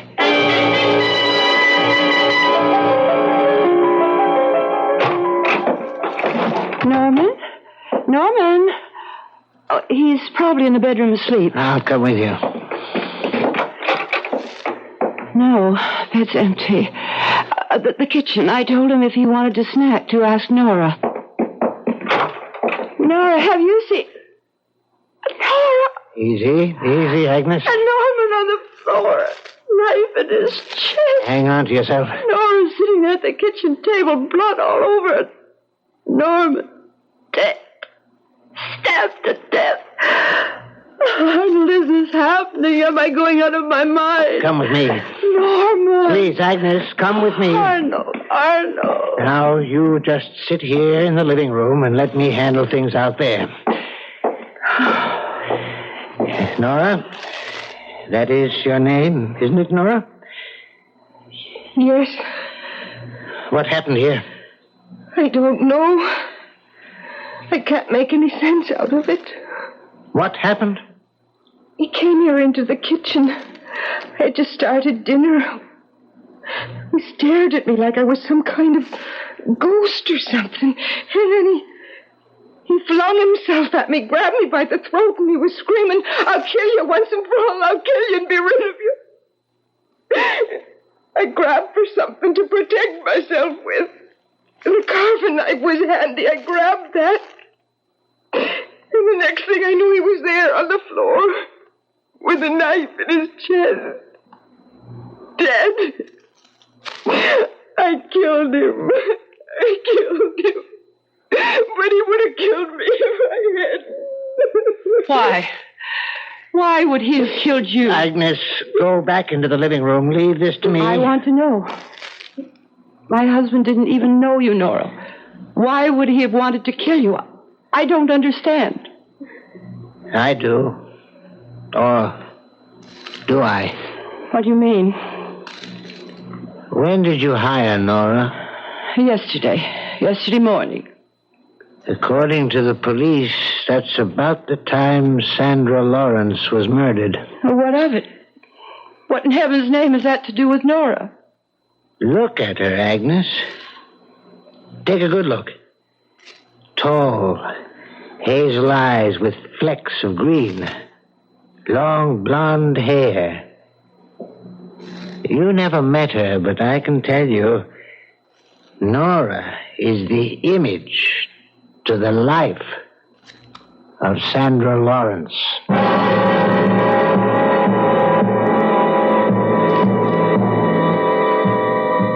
So, through one of those strange twists that fate so often takes, Norman Meredith's nightmare became reality, as he always knew it would.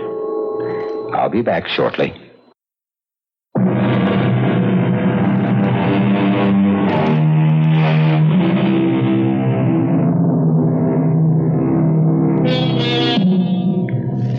As I said when we began, little, if anything, is known about the origin of dreams.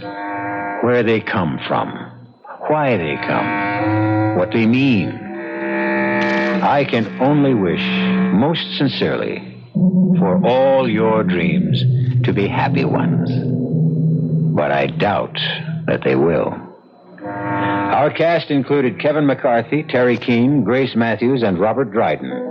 The entire production was under the direction of Hyman Brown. Now, a preview of our next tale. You're mine, Claude. You gave me your ring. But I told you. Claude, you may play with other women.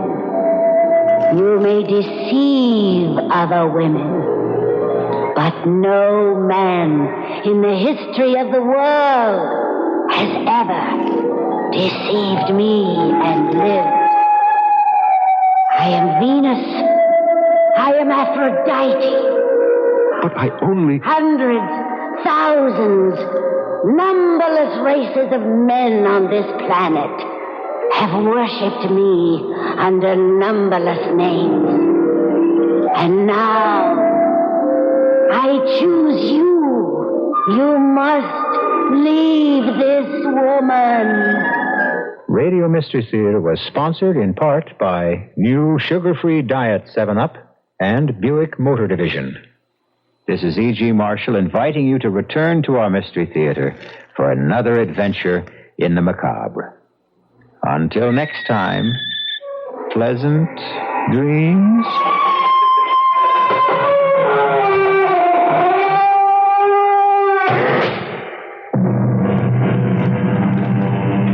This is WBBM Chicago News Radio 78, the correct time, 11:23.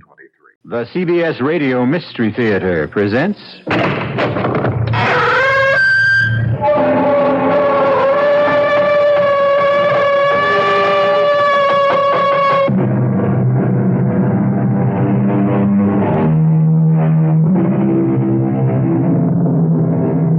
Come in. Welcome. I'm E.G. Marshall, setting up shop as usual, and my stock in trade, as usual, is the unusual. I can offer you the unknown, the unexpected, and even the unearthly. It happens. Indeed, it happens to everyone. You find yourself in a strange city, and yet something inside you whispers, I have been here before. You see a strange face, but why is it so oddly familiar? They say history repeats itself. Therefore, we must repeat ourselves. If we are here now, then it follows we have been here before. And we shall be here again. Come in, sir. Have a seat. Thank you. You are Senor Barlow? Yes, sir. Call me Pete. Now, I'd like to show you... I must make sure that you are Peter Barlow. You can ask my secretary. I'm Pete Barlow, sales manager for the development. And let me tell you, sir, this is a blue-chip investment. You'll double your money in 5 years. I have not come here to buy land, Senor Barlow. You haven't? Then why are you here? I have come to collect a debt. A debt? That is correct, senor. What do you claim I owe you? You owe me your heart.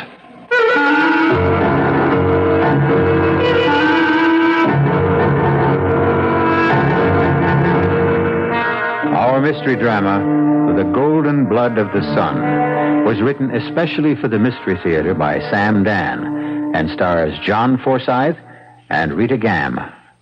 It is sponsored in part by Contact, the 12-hour cold capsule, and Anheuser-Busch Incorporated, brewers of Budweiser.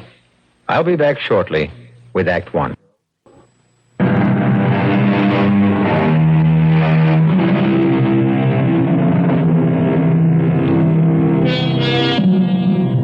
They look down upon us from the walls of the museums, from the ruins of temples, those men and women who came before us in time. And what do we see when we gaze back? What do their faces tell us? We cannot say, because we no longer dream the dreams, nor do we see the visions of our ancestors.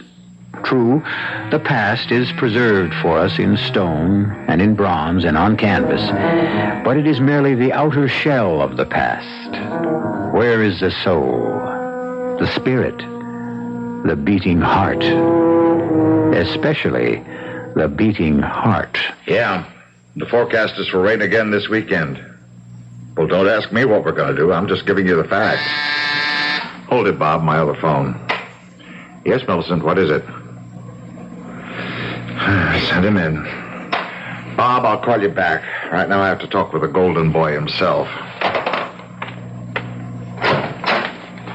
Sit down, Peter. Mr. Valentine, let's have this out right now. I know you don't like me. I don't dislike you, Peter. I know I wasn't your choice for general sales manager. That's true. Peter, we go by the record. And the record shows sales are down. Way down since you took over. Well, we're selling a sun country resort. We're selling glorious weather. We simply haven't had any of that lately. We've had rain for the past 8 weekends in a row. Now, is that my fault? Probably. What are you saying? Cause and effect. Before you came, we hardly ever had rain. Since you arrived, we've had nothing but. You could very well be a jinx. Do you mean to tell me that you believe... Peter, you're not a bad guy. You're even a pretty good salesman, but you're in the wrong place. You've been trying to get rid of me since the day I arrived. Peter, why do you insist on making this personal? You just aren't a sun country man. Go back home. You could do great in that ski development area in northern New England. I can do great anywhere. I can sell anybody. I can sell anything. But I can't sell people if they don't show up. And they won't show up if it rains. Exactly. Now, why suddenly does it rain here every weekend? The answer is you. Mr. Valentine, you've stopped being funny. I'm being scientific. You have scientifically determined that I am the cause of the weekend rains? Almost. But in all scientific investigation, a control is needed. A control? Exactly. We must establish what happens when you're not here. So take the weekend off. What? Go to Mexico City. Have a ball. The company will pick up the tab. But the weekend is when I should be here selling. Selling? To whom? Who comes in the rain? Now, this is Thursday, right? Yes. Suppose you go to Mexico City tomorrow morning, and we wind up having a beautiful sunny weekend here. Would that prove something? My contract calls for me to be here every weekend. Not if I send you to Mexico City on business. What kind of business? There's a Senor Mendoza who owns some property.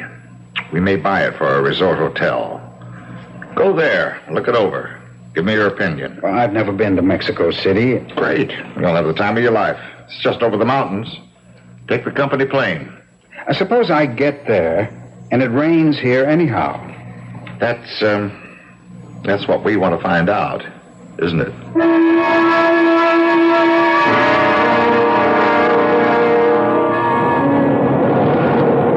Senor Barlow? Yes? Welcome to Mexico City. My father, Senor Mendoza, sent me to meet you. How do you do? My name is Irina. Mine is Peter. Please come with me. I have the car. You'll be our guest. Oh, I'd made a reservation at our hotel here. No, my father insists.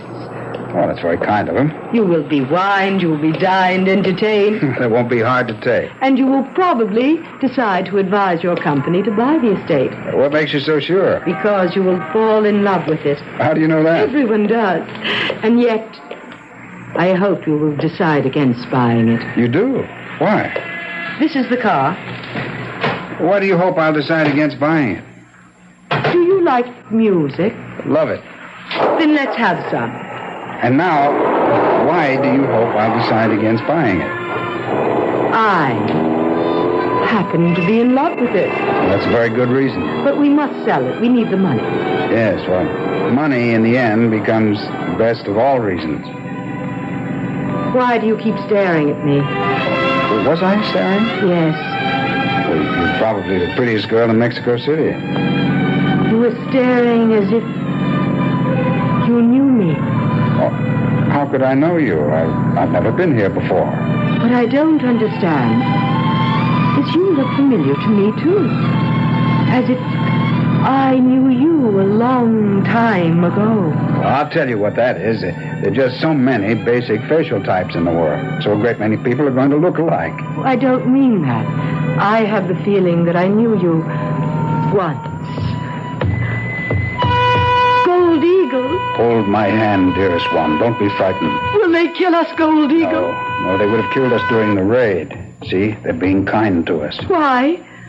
And where are they taking us? They're taking us to their city, to Tenochtitlan.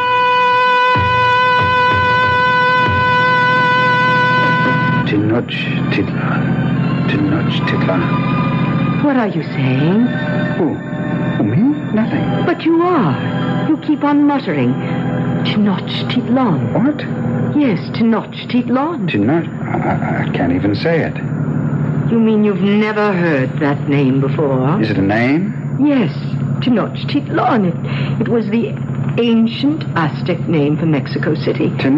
What is that again? Tenochtitlan.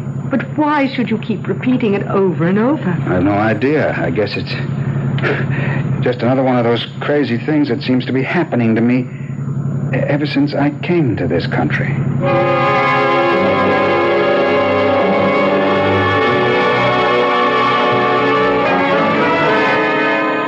Irena, Senor Barlow's plate is empty. Please help him to some more. No, thank you, Senor Mendoza. No more of anything. If we are going to show Senor Barlow the estate, we should. His time is valuable. I can assure you, Senor, I'm in no hurry. The story is told of the gods, the ancient gods of this country, and the greatest god of all, the supreme god of the Aztecs. Oh, I'm sorry. It is nothing. Such a beautiful, delicate coffee cup. I'm so sorry. But this was its ordained I don't fate. understand how I could have dropped it. No one lives. Nothing lasts forever. What? What did you say? I said, if I can remember. If I can remember. Our lives, Gold Eagle, must reconcile the opposites, age and youth, good and evil. We are born only that we may die. But not to die young. You are willing to die young to defend your city against us? Will you die young for your god? Tezcatlipoca is not my god. He is the god of the Aztec. He is your god. He is the supreme god of all Mexico. He is the mighty, the immortal, the magnificent Tezcatlipoca. Come, Gold Eagle. If he needs a few drops of blood, whose blood is it? Yours? It was always his. I will not accept Tezcatlipoca. I will not. Another cup of coffee, Senor Barlow? Senor Barlow? Father, is something wrong with him? Tezcatlipoca. Senor. What is it? Yes. Why do you keep saying Tezcatlipoca? What am I saying? Over and over again, Tezcatlipoca. What does that name mean to you? Nothing. I don't know who or what it is. I never heard of it. Tezcatlipoca is the supreme god of the Aztecs. Really? The god of the sun. The sun? Now, why should you, a perfect stranger in this country, keep saying the name of the ancient sun god? Have you ever studied the history of the ancient Mexican people? No. The truth is, I'm really not very much of a history student. While you were saying this name, were you looking at anything? I don't know what you mean. Well, it could have been a dream. Therefore, you might have been somewhere talking to someone. No, wait. I seem to be aware of a golden glow. Uh-huh. And that's all. Have you... I don't even know how to say this, but have you had any unusual thoughts about the sun lately? The sun? It's odd that you should bring that up, but I've been accused. Yes, you've been accused. You know the resort that my company is developing in the valley? Yes. How often does it rain in that part of the world normally? A few sprinkles, perhaps, over the course of a year. There have been steady downpours for the past 8 weekends. Oh, no. No, I find that impossible to believe. My project manager holds me responsible. For the rain? Yes, the man says that I'm a jinx. He sent me here to prove that with me gone, there'll be sunshine back at the project. Excuse me. Hello? Mr. Peter Barlow, please. One moment. Senor Barlow. Thank you. Oh, hello? Peter. Yeah? Oh, yes, Mr. Valentine. Thought you'd want to know. There's been a sudden shift in the weather. Not a cloud in sight. We've got a brilliant gold sun and a deep blue sky. How about that?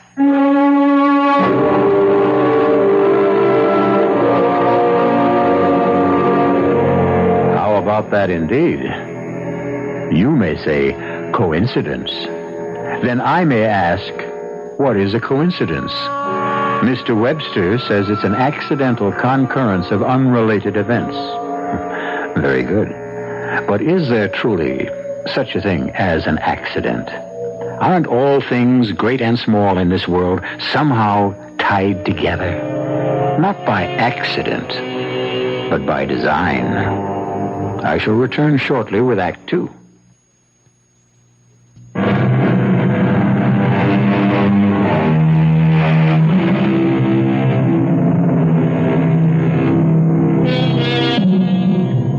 How would you like to be Peter Barlow, a bright young man selling land in a Mexican resort, and discover that somehow you had upset the sun? Well, superstition may be superstition, but evidence is evidence. When Peter is in the area, it rains. When he's absent, there's sunshine. You can count on it. You can predict it. You can even bet on it. Yes, indeed, Peter. We're having beautiful weather. The crowds are pouring in. But I'm already squared it with New York. You've been transferred to the New England ski development. You mean that the weather is sunny out at the development? It's gorgeous. How's the weather in Mexico City? It looks cloudy. Frankly, Peter, I think you ought to run our hotels in London. See you around. Bye. Well, I don't know what to say. The weather has just turned great in the valley. I'm sure it's... My dear, in this world, can we be sure of anything? I think we had better ride out to the estates.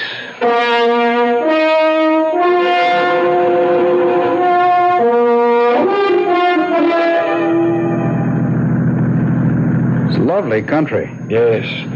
At one time, my family owned a great deal of it. Now we just have the estate near Cuernavaca. Have you ever been there? No, I'm afraid I've never even heard of it. You never heard of the famous Cuernavaca? No. Well, perhaps you knew it by its ancient name of Cuanahuac. Well, what makes you think I would know that? Well, you seem to have a knowledge of ancient Mexican names. But I'm not aware of it. I don't know how. Think. The name Cuanahuac. But I never... Just think. What are you trying to... I'm trying to help you. Help me? To do what? I don't know. What is it that you feel you must do? I don't feel I have to do anything. That is not true. Why do you say that? Father? Yes, my dear?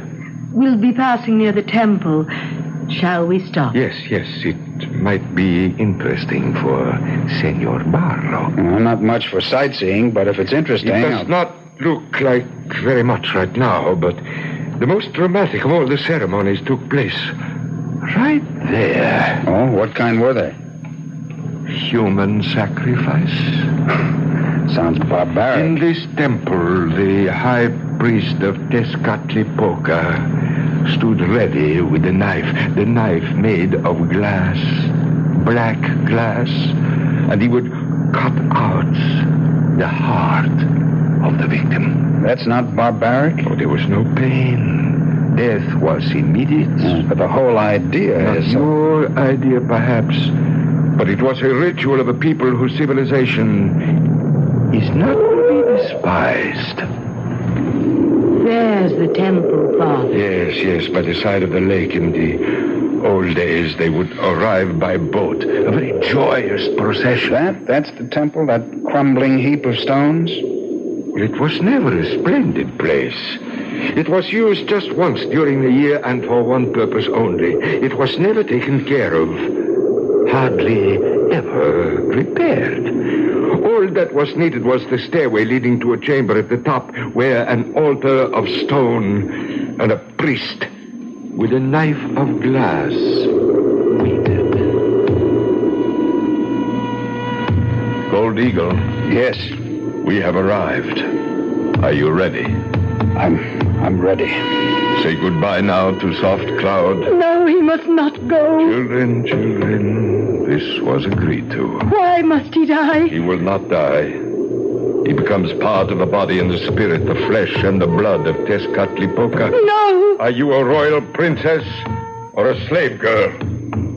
You know your duty. Don't go, Gold Eagle. Refuse. Refuse? They can't compel him. Oh, yes. Yes, you may refuse, Gold Eagle, and spend the rest of your life as a slave. But it will be life. And you will spend every lifetime till eternity as a fugitive from the wrath of Tezcatlipoca. You have no right to say anything. It is for him to decide. He has already agreed. Gold Eagle. His heart will be of no use to Tezcatlipoca if he is not freely given. The sun is about to reach its highest point. You must decide, Gold Eagle. At this moment, we must know your decision. Save yourself. Save yourself. Speak! I don't know. I don't know what to do. I don't know what to do. You interested in seeing the temple, Senor Barlow? Senor Barlow? I don't know what to do. I don't know what to do. Father, what is wrong with you? Senor Barlow, are you all right? I don't know what to do. It isn't the first time, Father. Sometimes he seems to be off somewhere else and says things you just can't understand. I don't know what to do. Senor Barlow.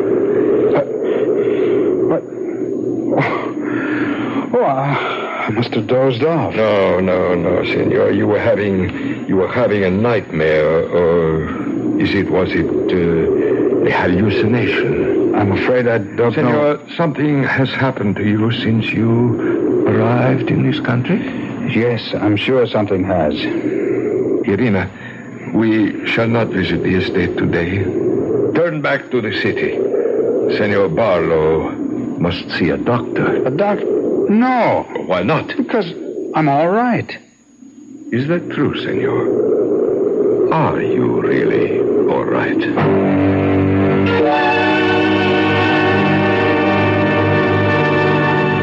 Well, I find nothing wrong.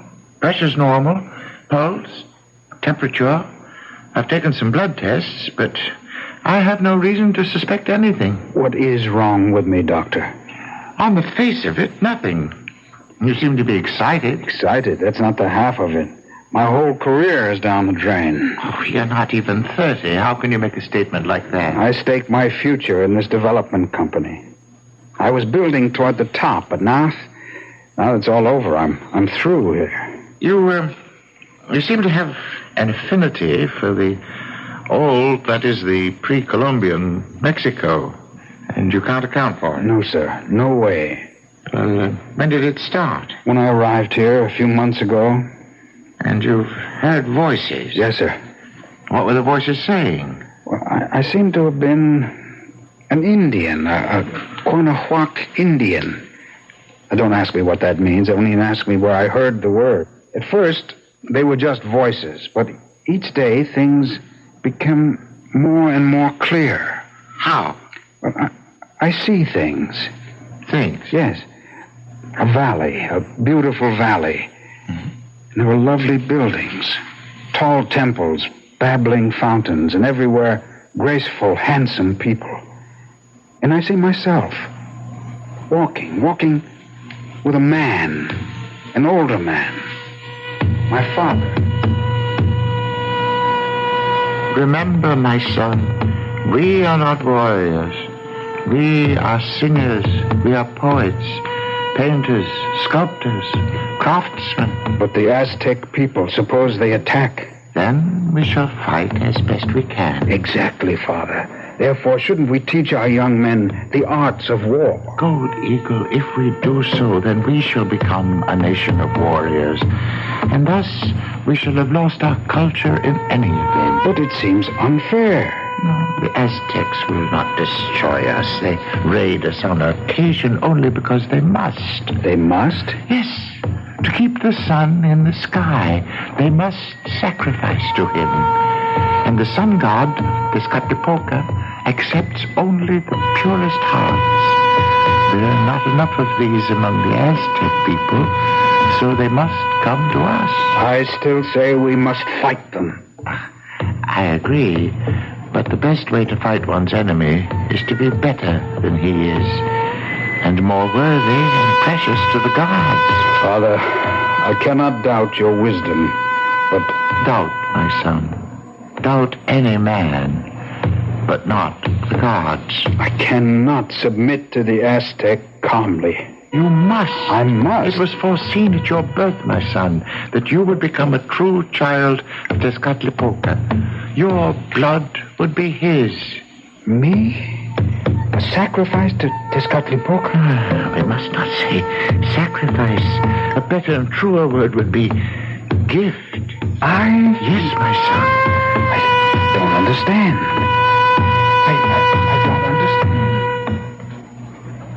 I don't understand. I don't understand. Peter. No, I don't understand. Peter? Yes, what is it? Where were you? Where was I? Yes, for at least a minute your mind was somewhere else. Are you going to tell me you don't know? Well, it's too fantastic. You wouldn't believe it. Try me. I was in Guanajuato, the place I told you about. Yes? I'm young, I'm handsome, I'm everything a young prince should be. That's why my name is Gold Eagle. I soar above the crowd. Well, that's a happy situation. No, it isn't, because I'm fated to be captured by the Aztecs and sacrificed to the great god Tezcatlipoca. At least that's a figment of your imagination. How do I know so much about the mysterious past of a strange, unfamiliar country? Well, there's a rational explanation. Yes, what is it? I don't know. Well, then how can you say it? The fact that I can't come up with an explanation right now doesn't mean that it doesn't exist, does it? Doctor. Yes? Look outside your window. What do you see? It's raining. Well, but that's impossible. We never get rain this time of year. And I'll tell you something else. It'll rain for as long as I'm here. The sun god is angry.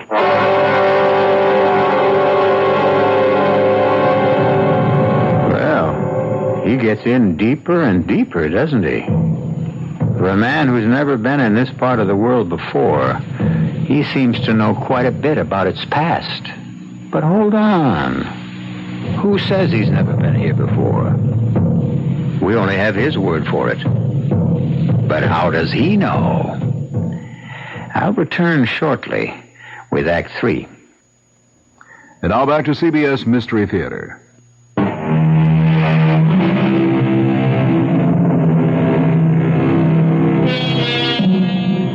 Suddenly, there are visions of a past.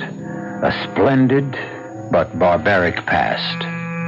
Why should a young American, with no real interest in anything else except a career and the normal things young men are concerned with, why should he suddenly see himself as a tragic Indian prince, a designated victim of an Aztec sacrifice? Why? Well, it's always easier to ask a question than to answer it, no? I know myself, Doctor. I know that I'm not the kind of a person who gets delusions. Actually, Mr. Barlow, you are. Doctor, it's raining. I'm a very down-to-earth guy who knows... People like you are the ones who crack up first. What do you mean, crack up? Crack up, break down, it all comes to the same thing. But I'm perfectly... Yes? Perfectly what?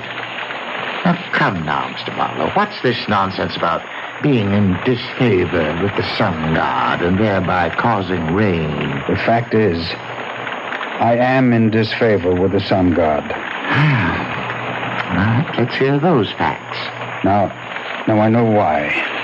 You see, the Aztecs did attack Guanajuato. One night, when we were sleeping peacefully, they descended upon the city. I was taken prisoner. What are you telling me? I remember now. Prisoner. But I wasn't beaten. I wasn't tortured. I was treated like a prince. And I was taken to the high priest of the Aztecs. Welcome, Gold Eagle. You know my name. Your name is known throughout Mexico. Will you give me your blessing? What? May I have your blessing? My blessing? I'm your prisoner. No, not a prisoner, Gold Eagle, but a guest. An honored guest. A divine guest. Me? Surely, Gold Eagle, you must know the prophecy. You are the earthly body of Tezcatlipoca. No. Oh, no. And this year you shall dwell among us to guide us, advise us, even rule us. I don't understand. Why not? You have his heart. But And at the end of the stated year, as it is commanded, you shall return his heart to him. Holy One, you must listen. I am not worthy You of... are modest, which is good. But suppose I refuse? How can you refuse? Why should you refuse? We only live because the mighty sun god gives us his blood. Is it unreasonable to give him a few drops of ours in return? But suppose I still refuse? Then live your life, whatever shall be left of it, as a slave in the mines, shunned and despised. Yes? Go on, Mr. Barlow. And in the end, I agreed. I agreed to live as a hero. I was adored by an entire nation.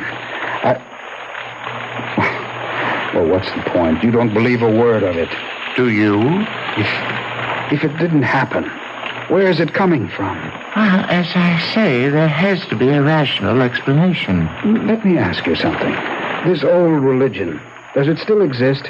I don't have any hard evidence one way or another. But what? No religion ever dies out completely, especially one that had such a powerful hold over so many people. Then what you're saying is that there still could be some of this sun worship around here today. A form of it, perhaps. Blended with the religions that came after it. Adapted to more modern times, of course. Then there could be priests of this religion who... Who what? Who could be working on my mind somehow. Tell me how. I don't know how. Hypnotism, this whole thing about transfer of thoughts, you know, ESP. Oh, granted for the sake of argument, but how would they know about you? You, Peter Barlow. I don't know. And it seems to me that I came here for answers, not for questions.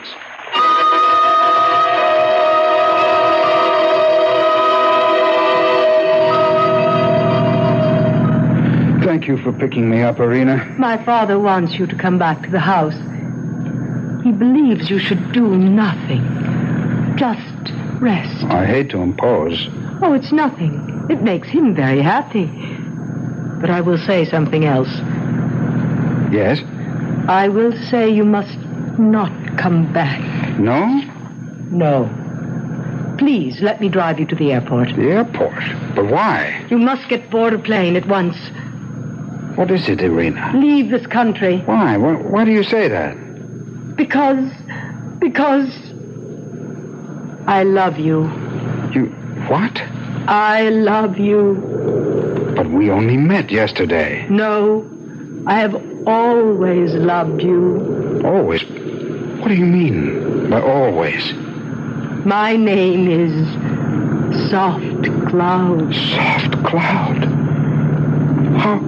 How would you know the name? I was given to you as a gift. The gift? That year of splendor. You could choose among all the princesses of Mexico for your consort. You chose me. You remember? I'm going crazy. None of this is a dream. Gold Eagle. Gold Eagle, you even know that? I have lived through it also. When the year ended, I couldn't bear to give you up.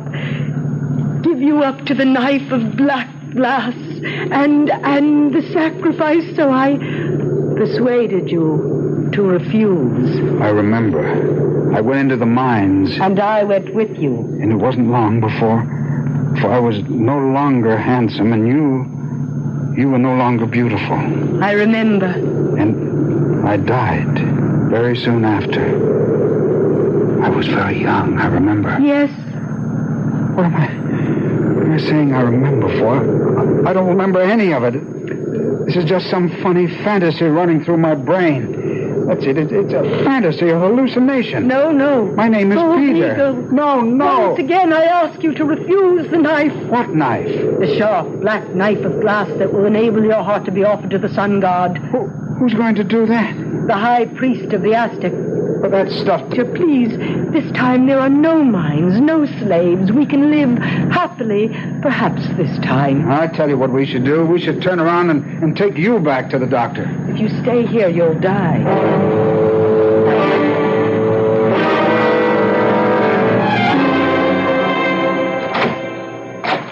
Come in. I'll turn on the light. What's in here? Look. Well, it's the chamber of the high priest himself. See? Here are the ceremonial headdresses, the robes, the ornaments of gold, and there... I see. ...is the knife, the sharp and pointed knife of black glass. To whom do these things belong? I told you, Peter, to the high priest. You talk of him as if he's still alive. Still alive and very much alive. He's my father. Your father? I don't believe any of this. Peter, if you stay here, you'll die. I can protect myself. You will die willingly. Oh, no, never. It will seem right. You will become anxious to die. Please, Peter. Peter. Interesting place, no? Yes, sir. It is my private museum. As you can see, so many of the artifacts of a forgotten civilization. Forgotten? Well, let us say past. I quite frankly don't know what's happened to me. Actually, since I came to this country, I'm not even sure who I am. Sometimes How many people really know who they are? Your daughter tells me that my life is in danger. Danger? Yes, that I'll die if I stay here. What do you say to that? Well, that depends on what you mean by die. Look, I was sent here to examine an estate you have for sale. May I see it now? Are you well enough? I'm fine, just fine. Somehow I got mixed up with some superstitious nonsense, but I can shut that out of my mind. Let's go. As you wish.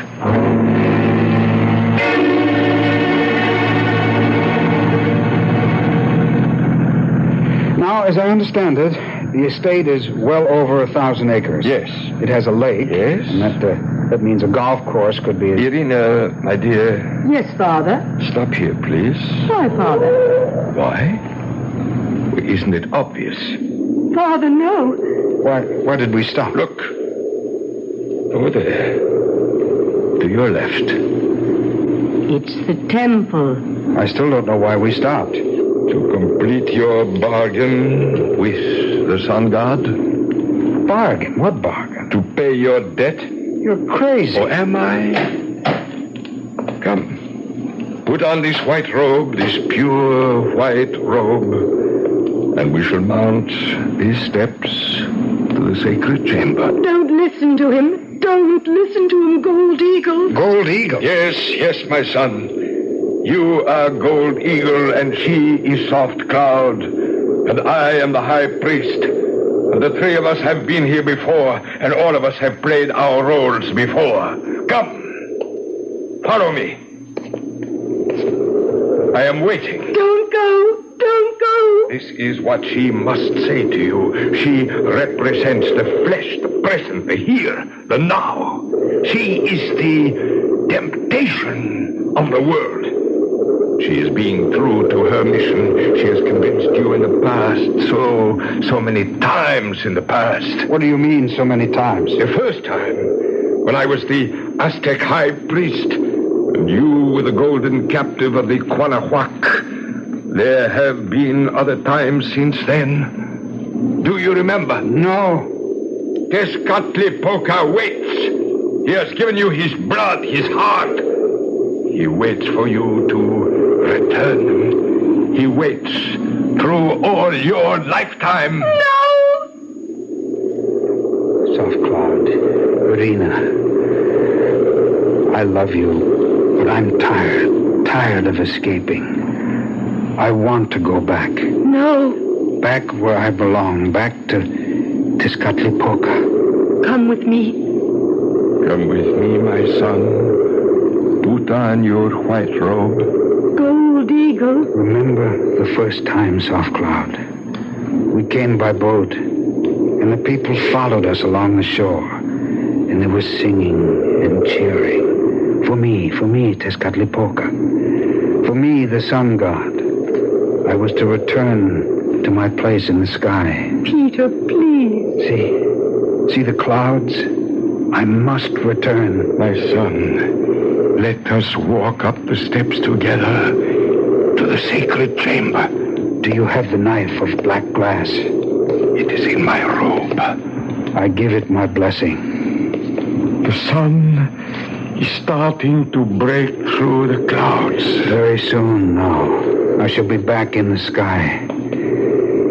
Priest, let us go forward. Priest, I have had a strange vision. I dreamed I had refused to be sacrificed. You, Gold Eagle? Impossible. I dreamed I was born again. In the future. Indeed. A dream? The future is a place of many wonders. And I had believed that the sun god no longer ruled. And then one day, he called to me. Have you ever doubted the sun god? Never. We are here, Gold Eagle. Be quick, priest. Be quick.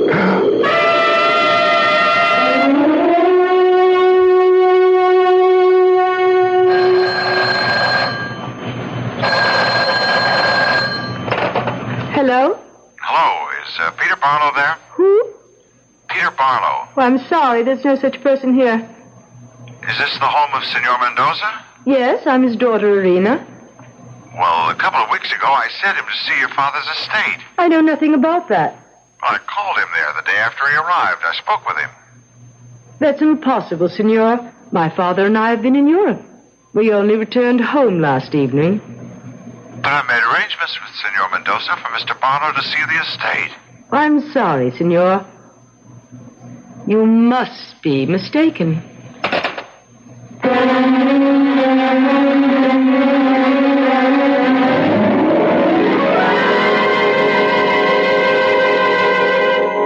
Peter Barlow disappeared.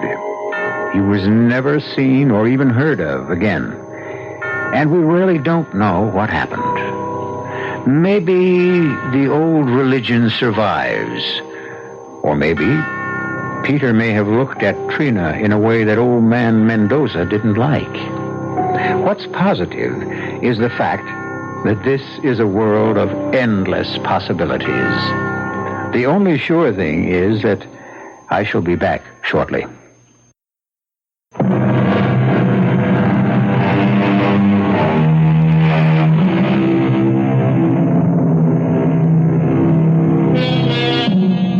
They were another people, those who lived in the past. They were powered by other drives, other forces. They were people of faith, people of vision. Everything they built was for the glory of their gods. They will be remembered for their magnificent temples and their enduring belief. And what shall we be remembered for? Our cast included John Forsythe, Rita Gam, Arnold Moss, and Barry Kroger. The entire production was under the direction of Hyman Brown. Now, a preview of our next tale. What do you want? I want things as they are right now.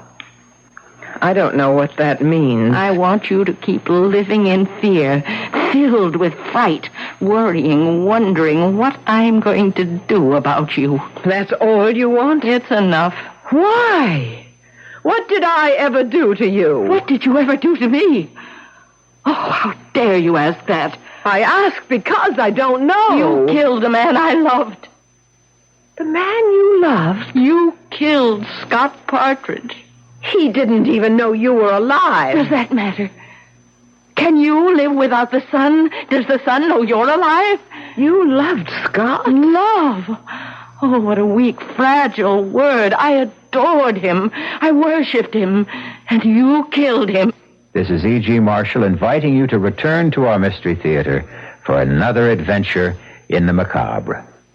Until next time, pleasant dreams.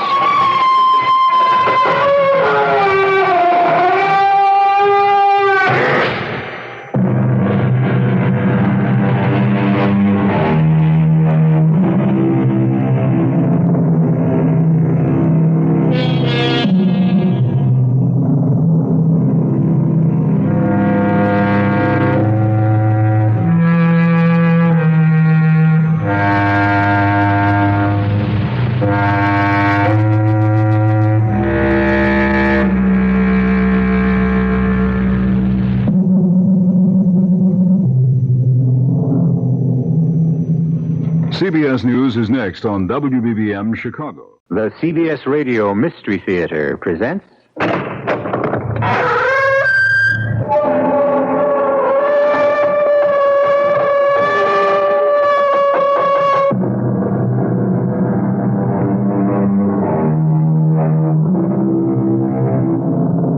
Come in. Welcome. I'm E.G. Marshall. Welcome to mystery and tragedy, and the one redeeming feature of disaster. It seems to bring out the best in the survivors.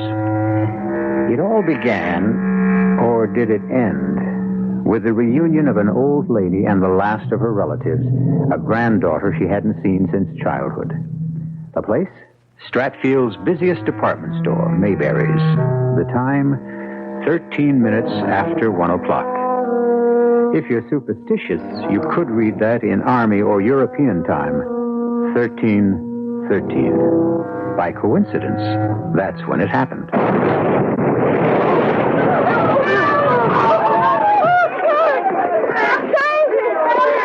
where are you? Oh, please help me. My eyes are burning. I can't see. Please help me. All right, Grandma, take it easy. I got you. Is that you, Charity? No. Yes. I don't know. Oh, come on. Oh, please, let's get out of here before the rest of the ceiling comes down. Charity, dear. Please, I'm so glad you're all right. You are, aren't you? Oh, I don't know. I got a pretty good whack on the head, but I guess I'll make it here. Please, let me help you. I'm afraid I can't move. Please, something has happened to my back. Oh, it's so terrible to find you and lose you again, Charity. Don't call me that. Why not? Because you can't see me. You can't tell who I am. But you know who you are, don't you? It's the whole trouble. Ever since I got hit, I don't know who or what I am.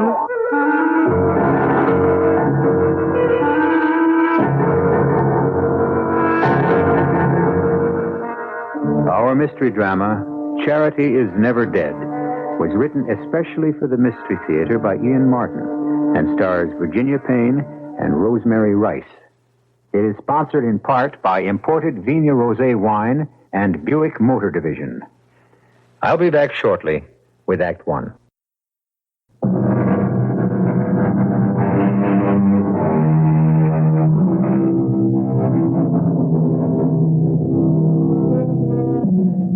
Within half an hour after the accident at the department store, Stratford Community Hospital is a temporary shambles. A constant arrival of ambulances, the whoop-whoop of police sirens, the hysteria of the less badly hurt, the moan of the burned, the hustle and bustle of doctors and nurses competently handling the emergency are a background to a quick meeting between Dr. Mark Banning, Chief of Staff, and the hospital chaplain, Dan Walters. Many injured, Doctor? Enough, and too many killed. Till phone service is restored, we won't know how many. Excuse me, Dan, nurse? Expect upwards of 100 casualties. Refer all ambulance to Dr. Fleming. Pre-op to go to staff lounge. The ready room and the corridors are jammed already. That's all for now. Yes, doctor. Hope we won't need you, Dan, but I'm afraid we're going to. The minister not only offers solace to the dying, but prayer and comfort to the living. Of course. I'm sorry. I didn't mean... The phone. Thank heaven, communication again. You want to get it, Dan? Yeah. Carrying in someone who looks like emergency. Can do. Dan, am I glad to see you. Are you all right? Don't worry about me. But you were going shopping at Mayberry's this morning. Well, I couldn't find the right thing there for Mother's birthday, so luckily I was a few stores away when the explosion went off. I know what caused it. A new boiler. Improper installation. Pressure backed up somehow and blew Mayberry's ground floor to ribbons. Thank heaven you weren't there. Well, thank heaven I was near enough to be of help. But I appreciate your concern, Mark. I ought to be concentrating more on patients. What have you got there? Mrs. Chandler. Flash burn, both eyes. I don't know how serious. Also, she was hit by a heavy beam falling. Back. Broken? Possibly. But it's more complicated than that. Possible renal failure. I'm sure both kidneys are crushed. Charity, I got to go back to the store. Find my granddaughter. That's all I have. Please. We'll find her, Mrs. Chandler. She was there. I talked to her. Well, where is she? You rest here. Who is that? Who are you? Dr. Logan. Dr. Ann Logan. Oh. Now, you rest, and we'll take care of it. Charity, please. I need Charity.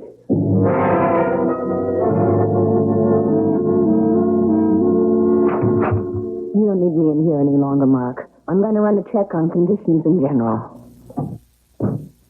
Oh? Can I help you? I don't know. Who were you looking for? I don't really know. Somebody? Anybody? No. No, somebody. How did you get up on this floor? Up here? Oh, the stairs. I was looking for... I thought I might find somebody who belonged to me. Were you in the explosion at the store? Was I? Try to remember. Did the police bring you here to the hospital? Yes. The ambulance took the old lady, and I came in the squad car. Were you hurt? Oh, just my head, a bump. Oh, let me see. Did anyone examine you? Well, an intern looked at me and asked me to wait. Only I couldn't, you see. Why not? Well, because I had to find somebody. I didn't remember who or where to begin, except with this. What is it? Just a piece of paper, like from a phone pad with a number. 380. What do you think it means? A room, maybe? There's no such room number in this hospital. Oh, I thought maybe it might be the old lady's. What old lady? Well, just someone I met after... Or was it before? I don't know. What was the old lady's name? I don't know. What is your name, miss? But that's the whole trouble, don't you see? I don't know that either. When you were examined, didn't they ask your name? Yes. And? I didn't have a name to give them. I thought if I just sat still for a while, the shock would wear off. Now, don't worry. It'll all come back. I'm Dr. Logan, and I'll see you a little later. You have amnesia. You'll have to have a thorough examination to make sure there's no concussion. Well, I really thought I was all right. But I guess I'm not. You'll find out why and fix it.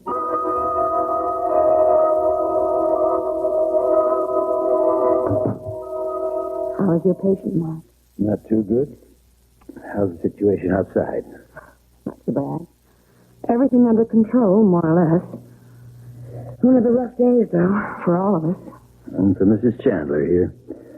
This is an unlucky room. Just lost a patient in the other bed. Are you going to lose Mrs. Chandler? Oh, we're waiting on the BUN and some other tests. I don't think she's operable. Have her under heavy sedation now. Doubt she can last more than a few days. Sweet old girl. It's a pity. How's your life? Tolerable. Until I can get you to think at least the same of me. A pity? No. Sweet old girl. You can drop the old. Oh, come on, Anne. Now, you know my philosophy. Doctors don't mess around with lady doctors. We're exposed to enough communicable diseases as it is.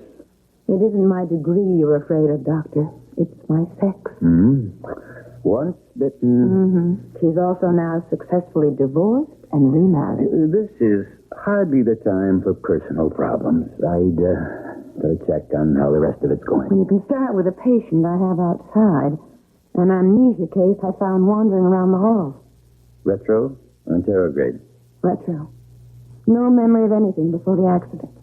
Any physical injuries? Well, I haven't had a real chance to examine her. Supposedly, she was checked when she was brought in. And all the commotion, can't be sure. Bring her in here. Let's examine her here. I'll be able to manage once I pull this curtain. All the examination and treatment rooms are jammed anyway. I'll go get her. Charity. Mrs. Chandler, try to rest. I lost my granddaughter. I know you do, and we're trying to find her for you. Oh, you must. Finally, after all these years. I don't need only to have this happen. Just I must find her. Quietly. There's another patient in the room. Oh, on the other side of the curtain? Who is it? An older woman. She was badly hurt in the explosion. I heard her say Charity, didn't she? Yes? Maybe it's me.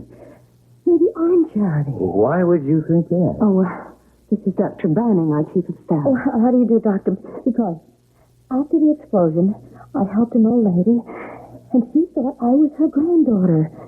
She called me Charity. Are you? I don't know. This is the girl with the amnesia I told you about, Dr. Banning.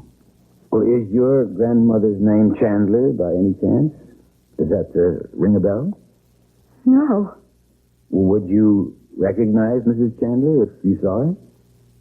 I don't think so. No, I mean the old lady you helped after the accident. Oh, yes, I would know her. I think I would. Now, let's try quietly. She's deeply sedated now, and I don't want to wake her. Can you walk all right? Oh, sure. All right, you can pull back the curtain, Dr. Logan. Of course, Doctor. Well? Yes. Yes, that's the old lady I helped in the store. Well, is she your grandmother? Do you remember her? I can't remember anything before that bomb went off. How do you expect me to remember her? Now, cross your left leg over your right, please. Oh. There's nothing the matter with that reflex. Look up, please. Like that? Just have to find out what's causing it and cure the cause. But nothing caused it. Nothing really happened. Look to the right. How about the bump on your head? Oh, I've had worse. But how do you know nothing happened? The left, please. What do you mean? If you don't remember. But I do. Right back to the explosion. Look down, please. And after that? Oh, just that it was awful. Something knocked me down. That's when you got the bump. I guess. What were you doing in Maybury store? I don't remember. You remember what happened to your pocketbook? Pocketbook. I must have lost it. In the store? I suppose. Honey, I'm not even sure I had one to begin with. Yes. No, Dr. Logan. I see no signs of neurological damage either. But I want a skull series, so we'll keep her. Miss Chandler, no, she's still under. Just arranged to have our mystery guest admitted. You're going to keep me here in the hospital? Well, until you remember, or we find out who you are. You stay right in this room. I'll send a nurse in to help you. With an old lady who's dying? You're lucky the bed's available. And when you get into it, you stay put, young lady.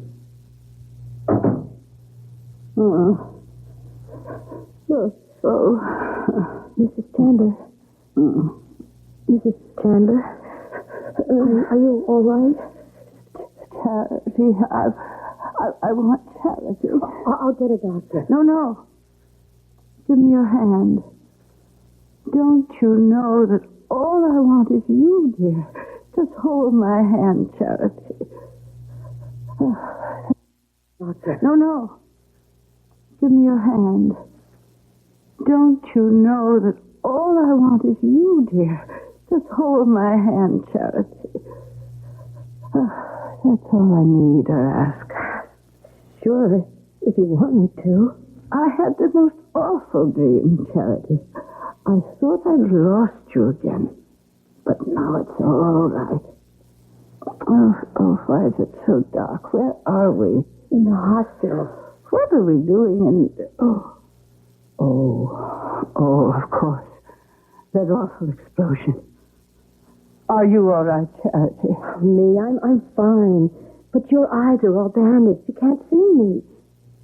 Maybe I'm not Charity, and you're making a mistake. Oh, don't be silly, my dear child. Don't you think I know my own granddaughter?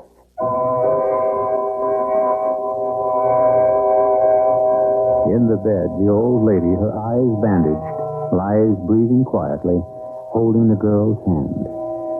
Debbie's face, watching her, is a kaleidoscope of emotions. Hard to read. Hope, fear, disbelief, or just simple prayer for a way out of a maze of bewilderment. We certainly won't even begin to know the answer to any of these questions, at least until I return shortly with Act 2.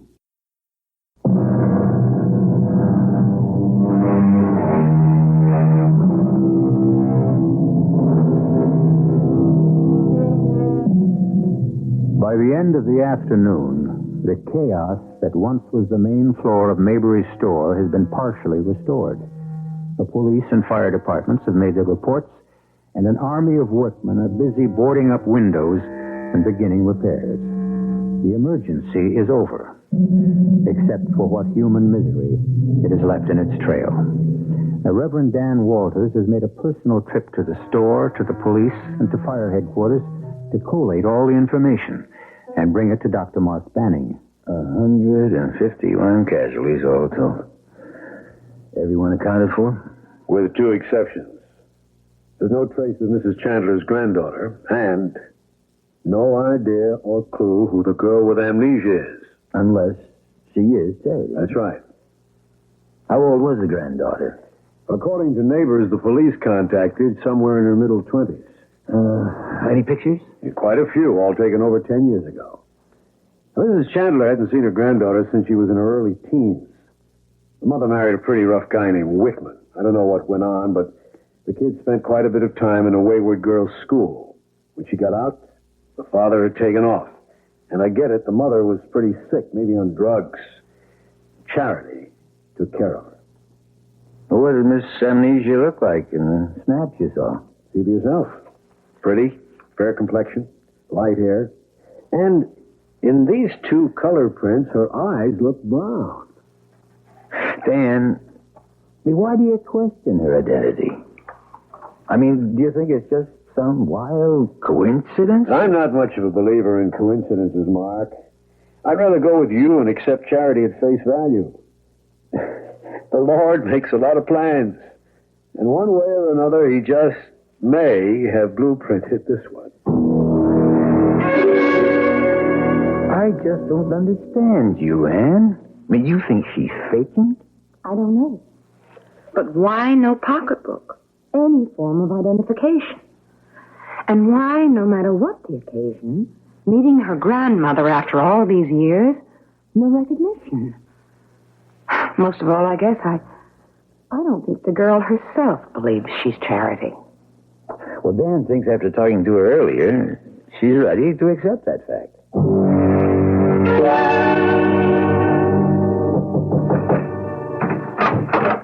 It's Chaplain Walters, Charity. May I come in?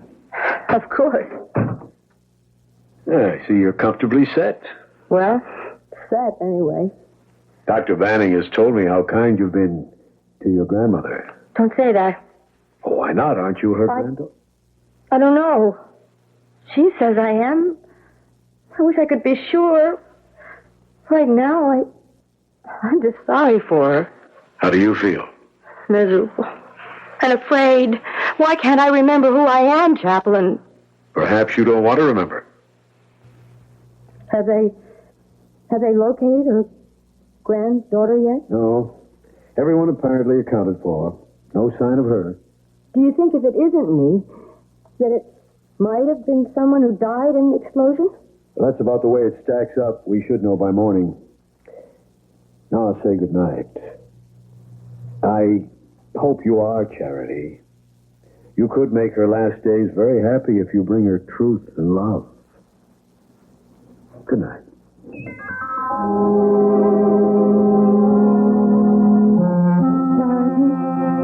Charity, are you there? Yes. Here. Oh, are we alone? Yes.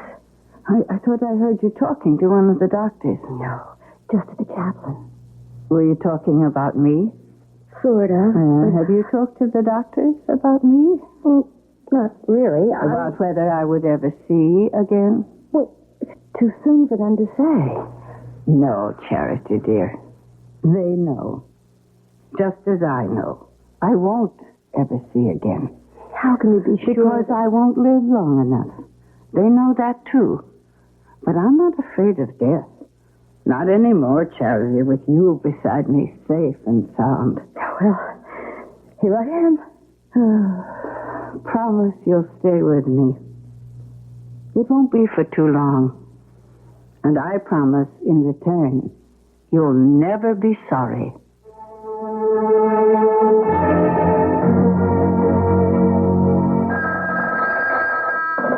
Dr. Banning, yes. Who? Chaplain Walters? Well, sure, send him in. Oh, and nurse, put a page on Dr. Logan if she's in the hospital. Ask her to come to my office. Hi, Dan. Find a perch. Oh, what's on your mind? I spent most of the night at Mayberry's. I didn't find anything at the fire sale that did anything for me, but I turned up some evidence like this. Pocketbook with a wallet inside it. And inside the wallet, this picture. Well, that's Mrs. Chandler. So this must belong to her granddaughter.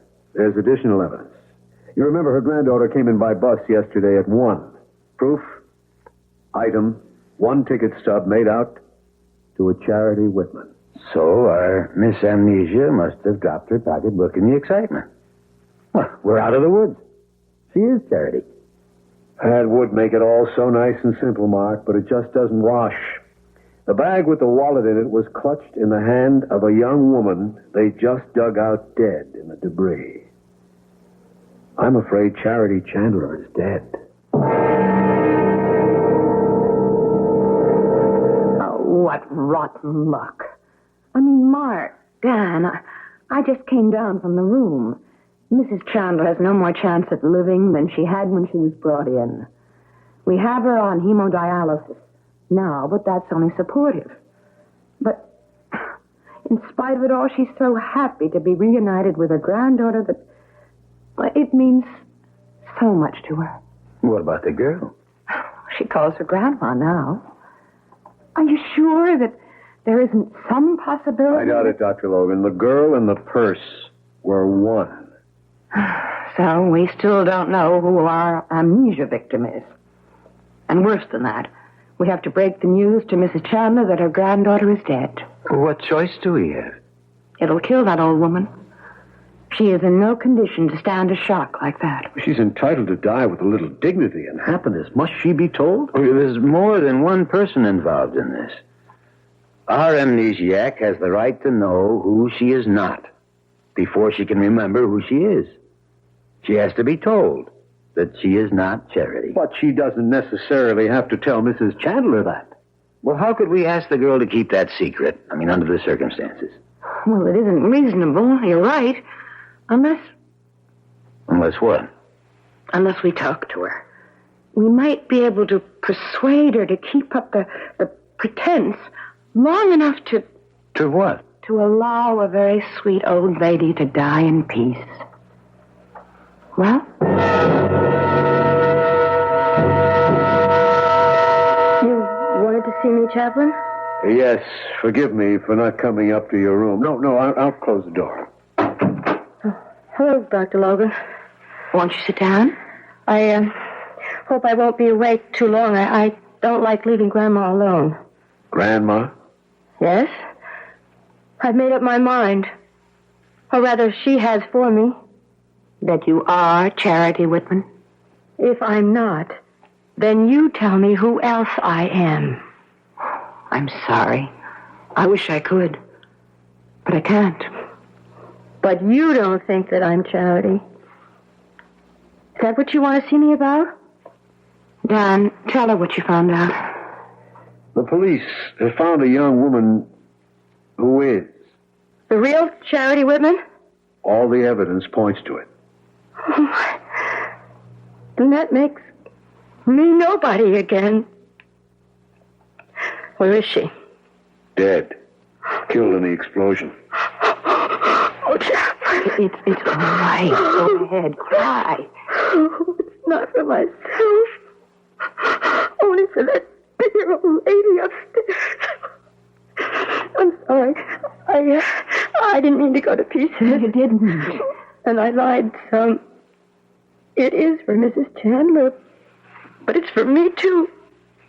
You see, I actually was beginning to think I really was Charity. Well, that's because you wanted so much to be somebody again. It's so awful to have no roots and no memories, to live in a vacuum, to feel so alone. Well, there's always someone worse off. Think of Mrs. Chandler. How alone she'll be when she learns the truth. Well, you're not going to tell her. What else can we do? You'll break her heart. You'll kill her. Under the circumstances, we can't ask you to keep on pretending. Why not? If she still thinks I'm Charity, at least she'd have a few days of happiness left. Do you think you could bring it off? Why not? I've done it so far. Because you thought you might be. Now it's deliberate deception. And I'm not sure that Dr. Banning would agree to it. Why wouldn't he? Many reasons. One is, you might remember any moment who you really are, my dear. You. My dear. It's a terrible thing not to have a name to be called by. And it could be my name. And if I have another, maybe there's a reason enough that I want to forget it. Oh, I've got to get some air. You all right? Oh, sure, happy as a clam. Maybe we better get you back up to bed. Dr. Logan, I'm all right physically. The trouble with me is in my head. What is it? Nothing. For a moment, Nothing. Just, I've made up my mind. And I don't care what any of you say. For her sake, for my sake. From now on, you'd better all just call me Charity.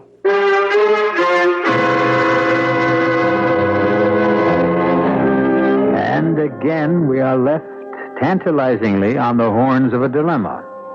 Was there something about that plane that jogged a girl's memory? Is her decision to become Charity Whitman an altruistic one? Or has she some deeper motives than kindness and compassion? Who is this girl who doesn't know herself?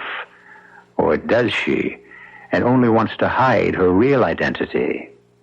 I'll be back shortly with Act 3. This is WBBM in Chicago.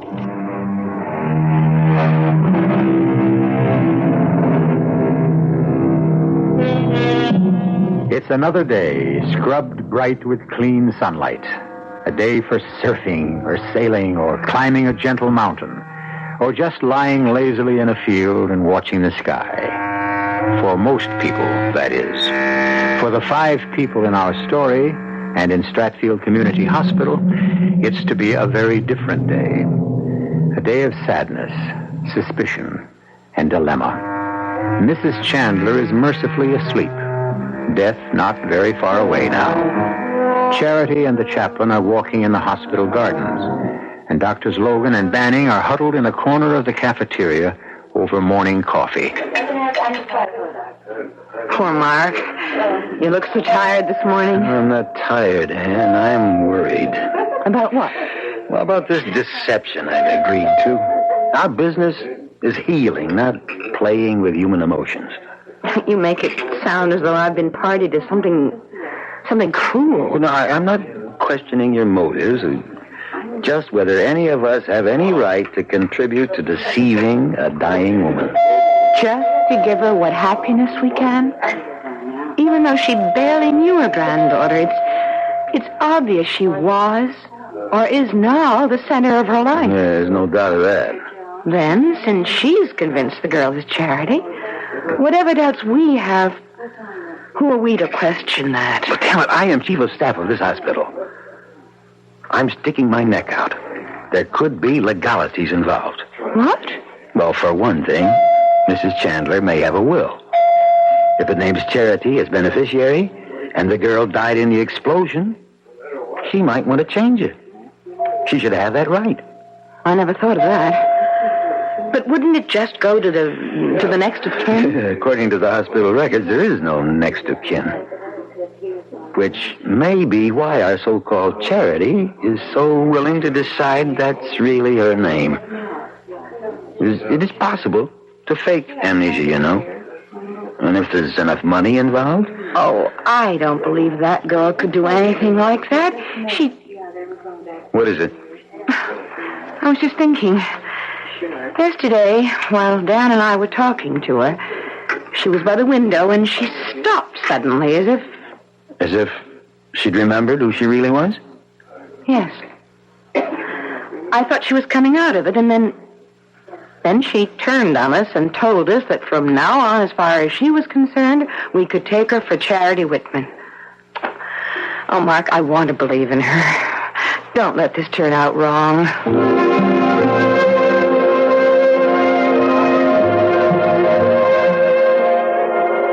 Good morning, Charity.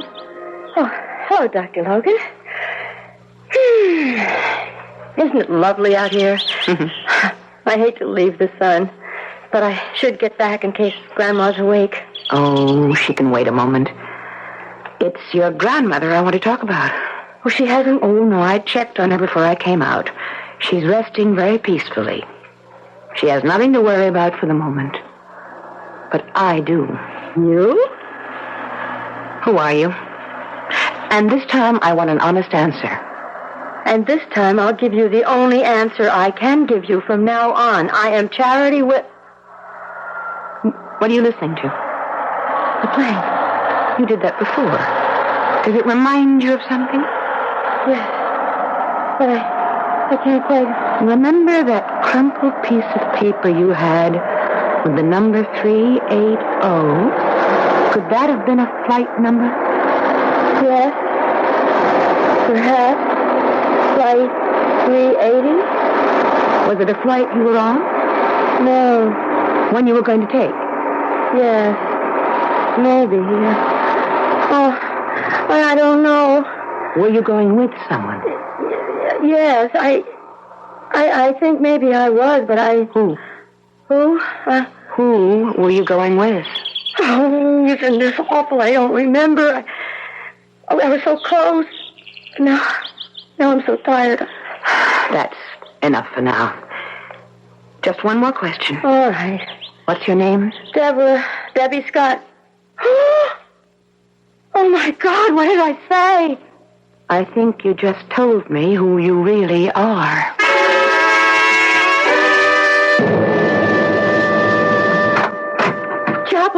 Chaplain, excuse me for bursting in like this, but I need your help. Any I can offer. What? It's all come back. I know who I am. Yes, Dr. Logan informed me. You're Deborah Scott. We're trying to trace now You didn't listen to me. I haven't told Dr. Logan everything. I wanted to talk to you first. I have some problems. As for example? This afternoon, at 3 o'clock, I'm supposed to fly to Mexico City with the man I love. Oh, that isn't a problem. That's happiness. I'm sure there'll be no trouble about the hospital releasing you in time to catch your plane. Yes, but then what happens to Mrs. Chandler? What you've already done for her has been wonderful. No one can expect you to give up your personal life now that you've refound it. Does your fiancé know you're all right? Oh, he's had no way to know that anything was wrong. You see, his insurance company transferred him to New York. I thought you said you were headed for Mexico City. We are. Look, you see, I was his secretary. The firm closed the local office where we worked, and Dan flew ahead to New York, and he's probably been trying to get in touch with me, and I don't know where he is. Didn't you call him at the firm? Well, he'd already left. He'll be expecting me to leave with him from here on his 2-week vacation. Your honeymoon, then you have to meet him. I don't want to run out on Mrs. Chandler. Not when she depends on me. Well, maybe if you talk to your young man, he might delay the vacation a few days. Mrs. Chandler hasn't got any longer than that. I don't know if he would. It's Vince's last vacation for a long time, and he'd probably just go on without me. Without the girl he's going to marry? I didn't say we were going to be married. Oh. Look, my only chance really is if I do go with him. But I know him. If I don't turn up at that plane, I'll never see him again. And I love him. How much does he love you? Granted what you say. Look, there's been very little love in my life, Chaplain. I was an orphan, brought up in foster homes. But I'm not her Charity. I'm Debbie Scott. I know what I'm trying to do for Mrs. Chandler is right. And I guess what I'm doing with Vince is wrong. But I can't be two people. Which am I supposed to be?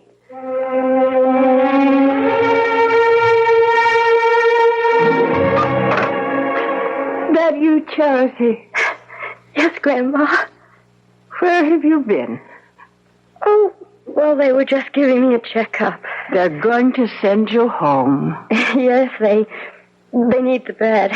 But I'm all right now. Oh, that's wonderful, dear. I'm so happy for you. No more clouds or doubt, No. You know who you are again. Oh. Well, I'll miss not having you right here in the room with me. And I'll miss not being here with you. Darling. Yes. Come to me. Closer, just for a moment, please. I'm here. Just do one thing for me. Anything you want. Just give me a long hug and say, Grandma. Grandma. That's all. Just Grandma. That's all I really wanted to hear.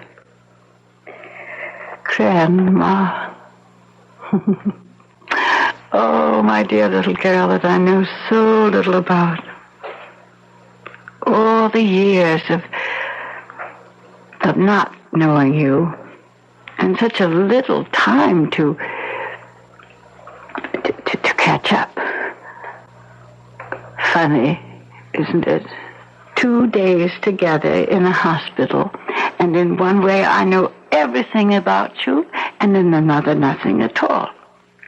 Now tell me about yourself.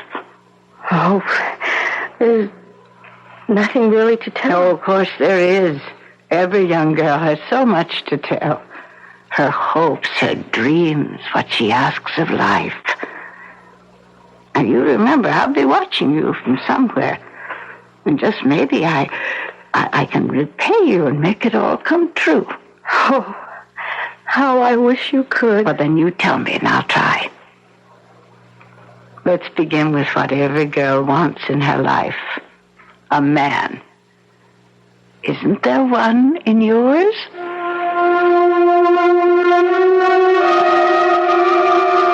And I don't know why I blurted it all out. Because I asked. It was important. But he doesn't love you enough to ask you to be his wife? Oh, he does. He asked me to be... Well, when was that? A long time ago.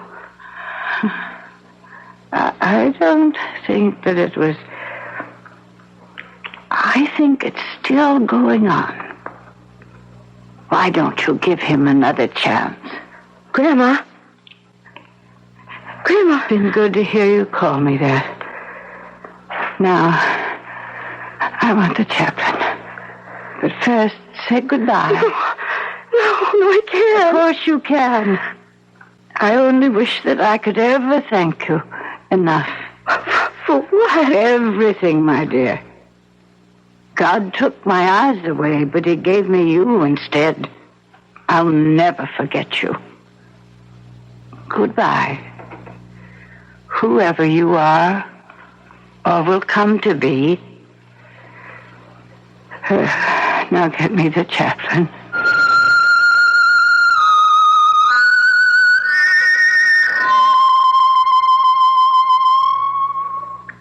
So your young man decided to wait for you? Yes. Does that mean... Yes. We'll be married in Mexico. Lucky girl. Would it be... Do you mind if I wish you the same luck? Me? Why should I try to fool another woman? I'm afraid I won't be so lucky. Mark? She's gone. Very quietly and without any pain. Oh, no. Grandma. How silly. I've just grown to think of her that way. She's the only real relation I ever had. You may be the closest one she had. What do you mean, Chaplain? I'll read you a letter she dictated to me before she died. It's about you. I have never thought much about death, save that when it came, I would not have to meet it alone. And I didn't, thanks to a beloved girl to whom I owe more than I can ever repay. I have nothing much worth leaving in this world's goods except this ring, the one I was wed with, that Charity's mother was wed with, and that now I want to give to the girl who gave me my last days of peace, who shared my final hours. I hope she wears it soon, proudly and happily, with my love and her own. She meant you, Debbie. No. She meant her granddaughter. There's nothing on the paper that says so. That's strange. You know, the last time I talked to her, she never once called me Charity. Do you think she knew? It doesn't matter. This ring was meant for Debbie Scott. And when you wear it, remember to wear it with charity, in the biblical sense. Good luck, Debbie. You have every chance. There'll be someone smiling down on you every step of the way.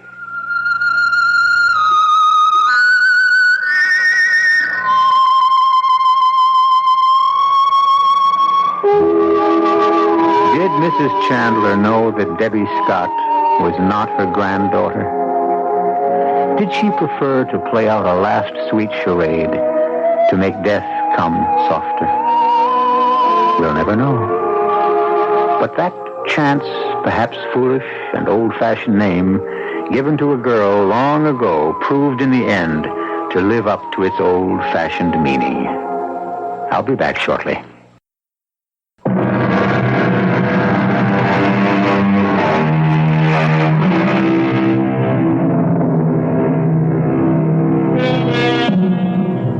is the Mystery Theater.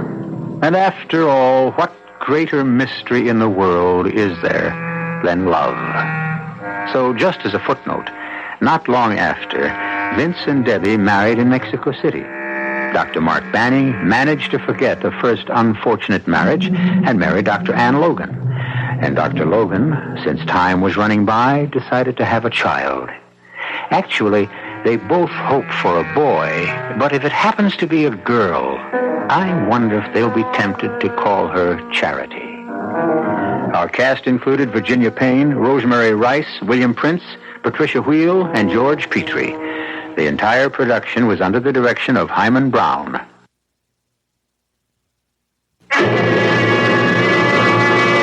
And now, a preview of our next tale. It is the decision of this court's martial that murder has been done, and one of you must pay the penalty with your life before a firing squad.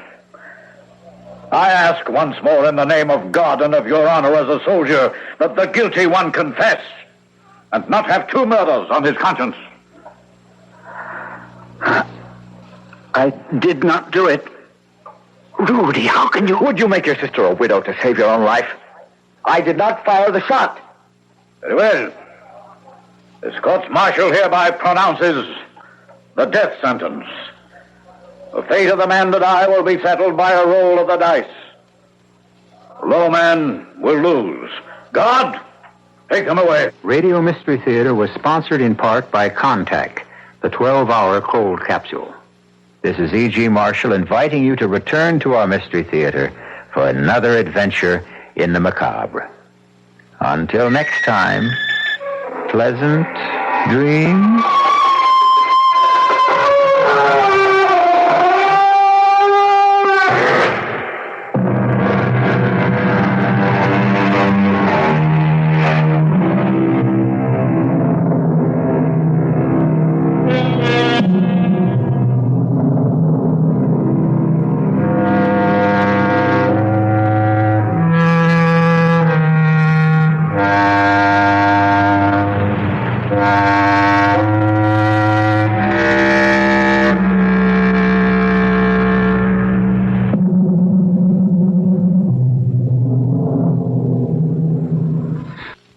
The midway temperature is 28 degrees. WBBM News Time, 11:24. The CBS Radio Mystery Theater presents...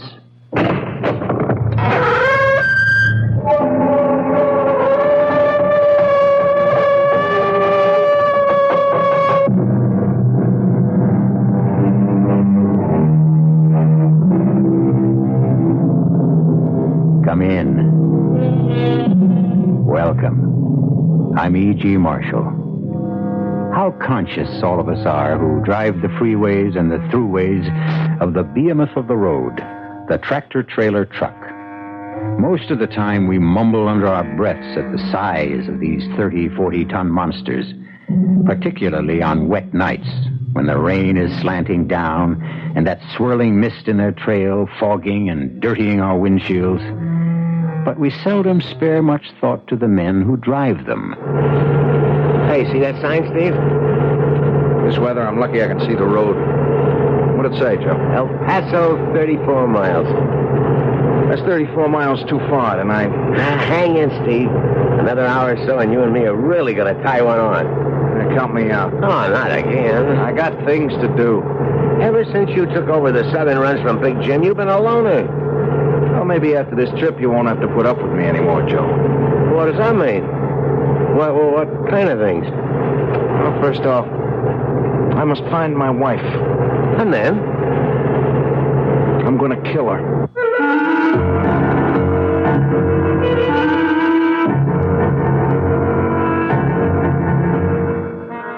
Our mystery drama, The Reluctant Killer, was written especially for the Mystery Theater by Ian Martin and stars Tony Roberts.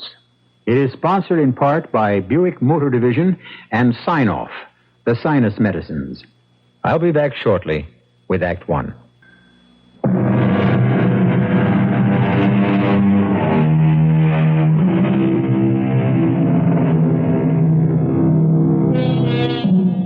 I'm going to kill her There was something so final and deadly about the quiet statement that it got to Joe.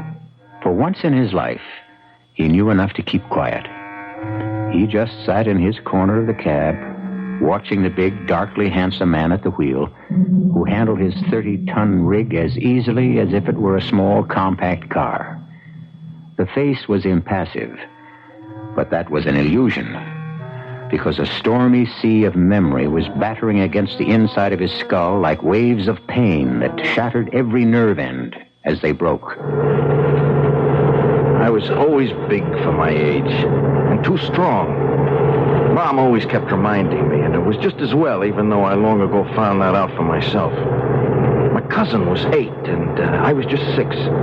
We were fooling around, just wrestling. I did something to his neck that put him in the hospital for near a month.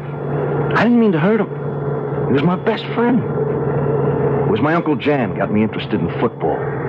So, my little strong man, this is where I come every Saturday to play our American football. A rough game, but still good for the character. And $50 extra a week during the season. That is manna from heaven. You like to grow up and be football player? Yeah. I tell you what. I bring you and your mama here next Saturday and you take a look, huh? Then if you like, maybe I teach you to play. You will have some coffee, Jan, and some cake. No, sister. I have already little time to be back on the job. Why you call me lunchtime? I can never find you evenings. You and your girls. Some nights I have to study. Study football formations, who to block, what sort block, brush, hold, take down. Please, I do not want to hear. It is that game. You've gotten Stefan crazy about it. It is not for him. Why? You should know. Stefan does not know his own strength.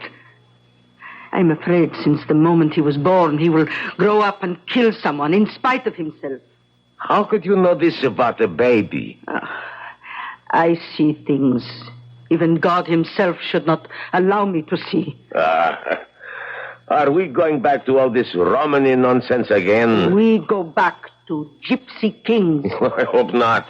I will be happy to settle for Slav myself. And better still, American. That cannot change what I know. And what do you know? Stefan was born the wrong side of midnight.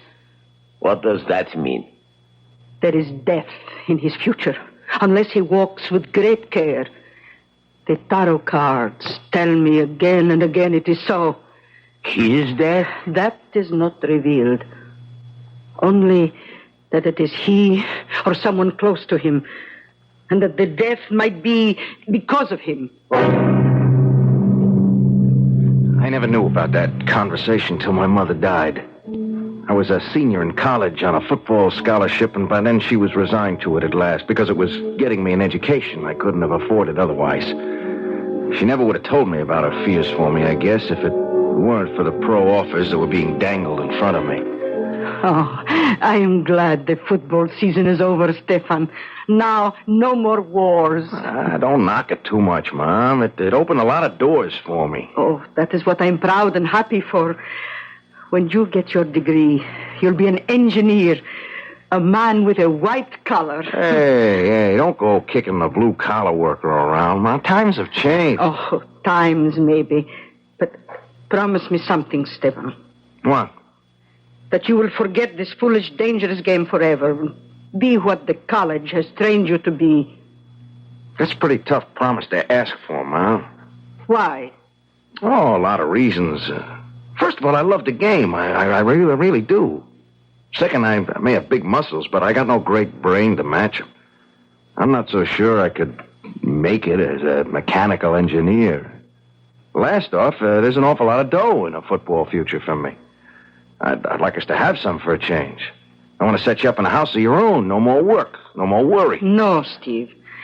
And before you stop me, I'll give you some first and last offs of my own. First, I don't want to say this, but you got to know sometime. I haven't got too much future left, Stefan, my son. God is about ready to bring me home. Oh! Mom, what is it? Stefan, quick, in the kitchen, on the spice shelf behind the dill bottle, a little dark medicine bottle with small white pills. Bring them. I'll be right back, Mom. Oh, no. No, God, please. Not yet. Till I know my boy is safe. That was the first intimation I had that my mother was dying. She and Uncle John had kept the secret from me completely till that moment. How mercifully quick it was after the years of angina pains. Less than a week later, I sat with my mother before she died. She told me of the long-ago conversation with Uncle Jan. And then... That is why I feel if only you were away from all that violence and fighting, I could see happiness and peace for you, Stefan. Not for my sake.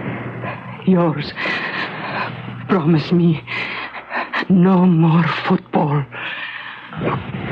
If the money isn't to buy something for you, Mom, what's it worth?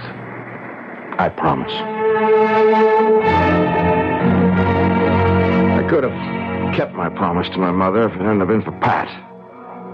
After Mom died, with the funeral and all, and my last term to get through, I took a job at a gas station part-time.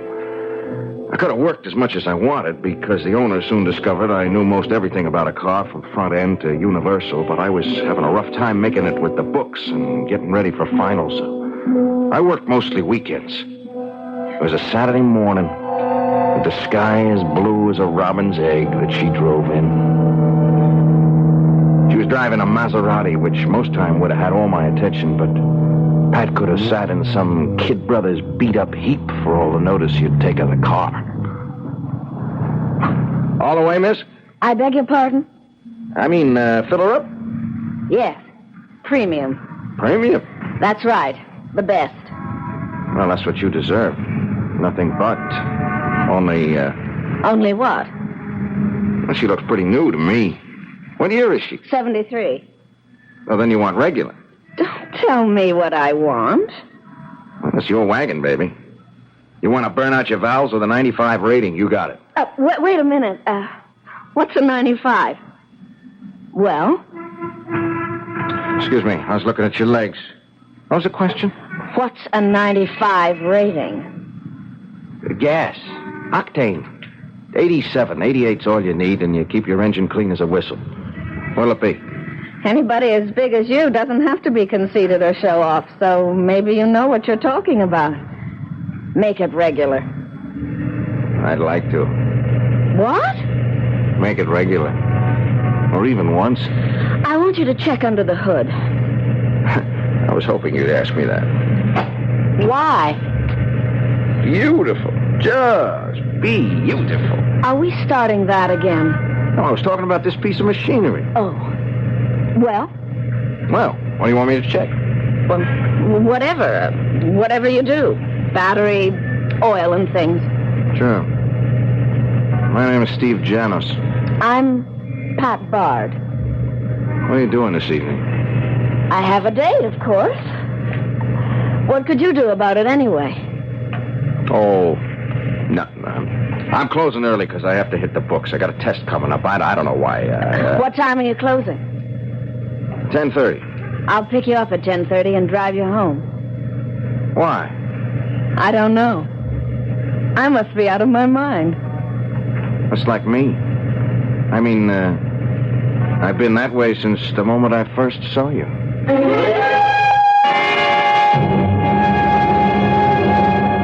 And that was the beginning for Pat and me. Beginning that only seemed to signal a great, great future. If it hadn't been for a mother. Oh, not that I'd ever been smart enough to realize what a troublemaker Pat's mother was, except for what happened later. For beginners, I thought she was a real nice woman. I could see where all her daughter's beauty came from. I mean, Pat, and I guess her mother, too, in her day, could turn on the Sphinx. Good Lord. You are one hunk of man, Mr. Stephen Americanus. Janos, ma'am. Oh, I know your real name. But you look more like Mr. America to me. Tell me, can you isolate your stomach muscles? Beg your pardon? Never mind, just a trick anyway. So, you want to marry my daughter, huh? I'm going to marry your daughter. Oh, not without my consent, Buster. And approval. I didn't mean to annoy you, but... Anyone who crosses me burns me up. Look, you want to talk some more? Let's go for a swim in the pool first.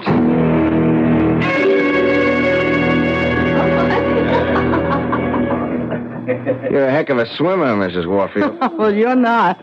You wallow and thrash about like a bear. It's just not my game. Oh, I know what your game is. I've watched you play a lot of years. No kidding. No kidding. It's the penalty of my lifestyle. I watch a lot of games I don't enjoy. Even have to participate in some of them. Oh, why do that? Because my 235-pound teddy bear, I like to live in the style to which I have always been accustomed. I want the same for Pat. That's why I loosened the apron strings on you. Excuse me? What league are you going to sign with, Steve? Oh. Well, that's up to Uncle Jan. I like the NFL myself, but that's mostly because I always rooted for the Browns. I must admit I wouldn't have minded being their den mother myself. But you are going to play pro football. Yes, ma'am. I expect to. Uh-huh. And what kind of contract does your Uncle Jan expect to negotiate for you?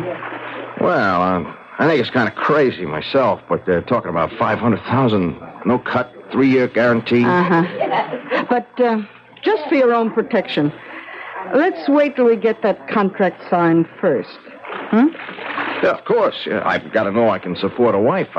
I got some pride, you know. Suddenly, I was seeing my future mother-in-law clearly for the first time.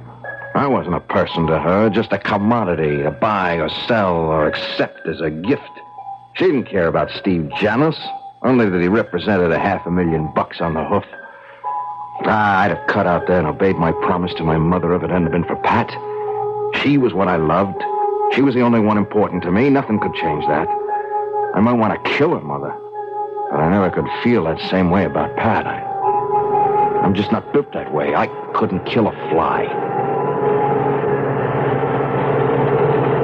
Steve. Yeah, Joe. You okay? Yeah, why?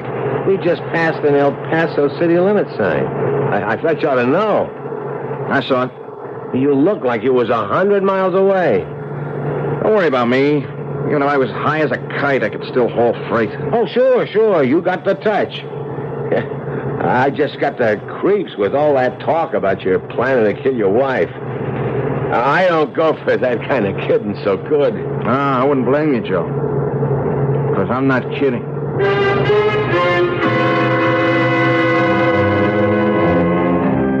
And with that last statement from Steve, Joe returns to his corner for good.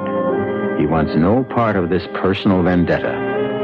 And yet, Joe is going to find out that he will turn up right square in the middle of it, with no escape and no excuse, and a horrendous multiplication of what he thinks is terror at this moment. I'll be back shortly with Act 2.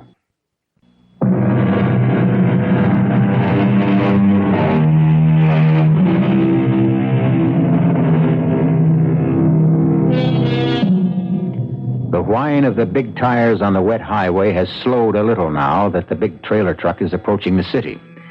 But inside the cab, they seem even louder in the silence between the two men. Joe sits hunched over, staring straight ahead through the half circle of clear glass the windshield wiper keeps open against the driving rain, sneaking a sidelong glance every so often at Steve.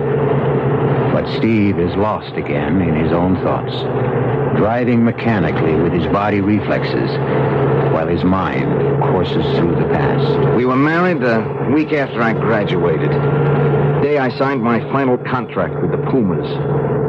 The headlines embarrassed me, but Pat and her mother really went for him big.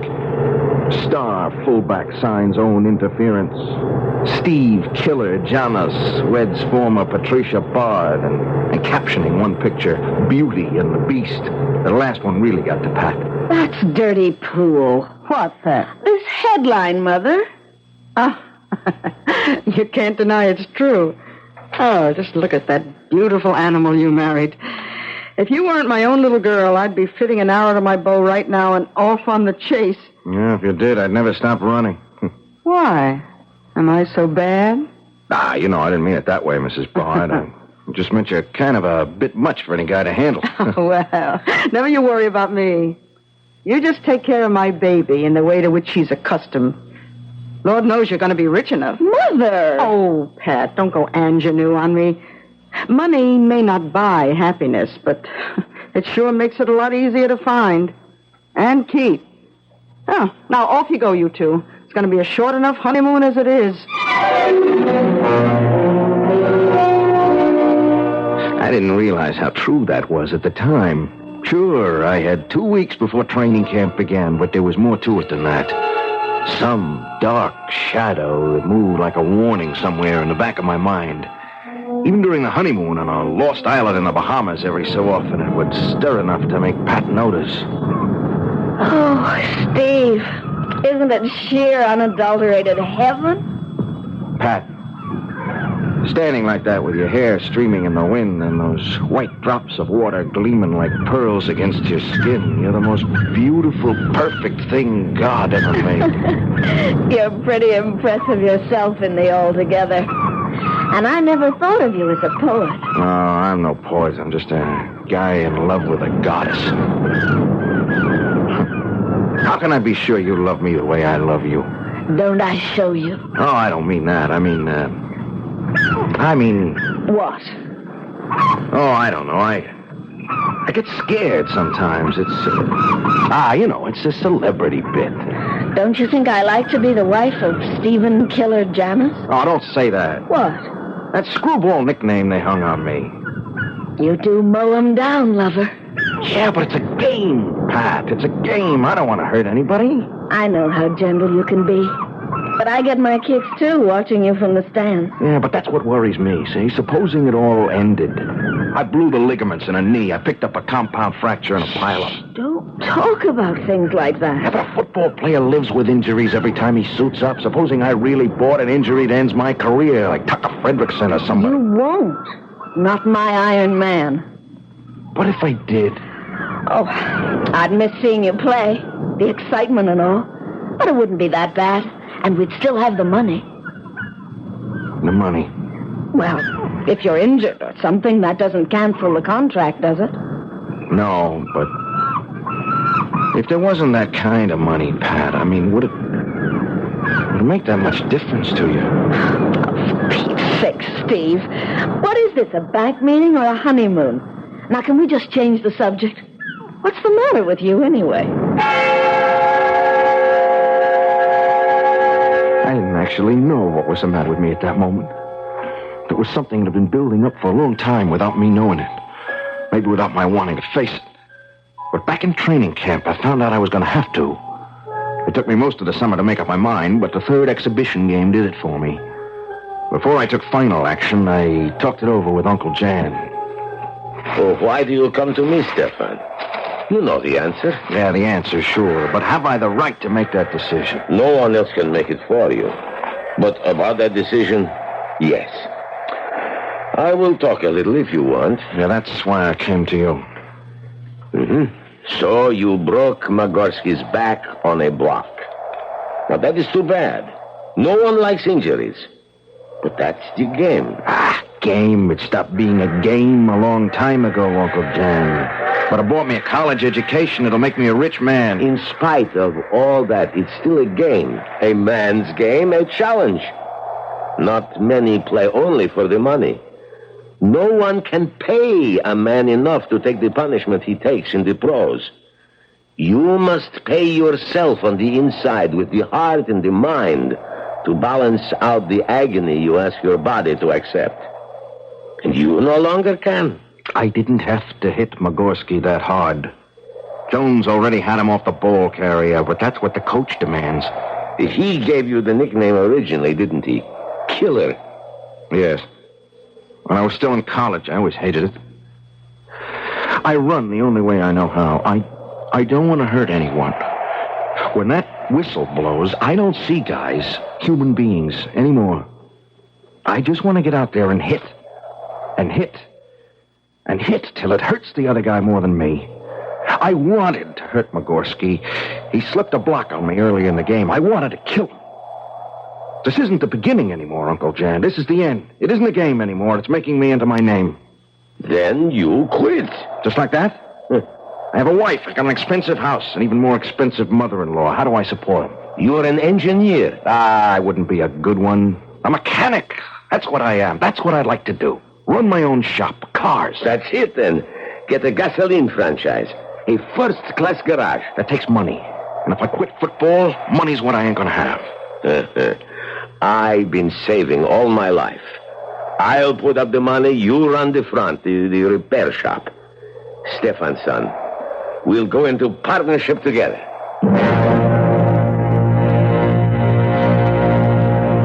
What a load off my back.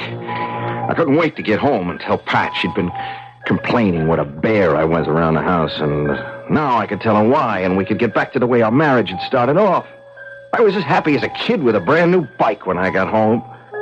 Even Pat's mother being there didn't dampen or stop me. I blurted it out to both of them in the kitchen.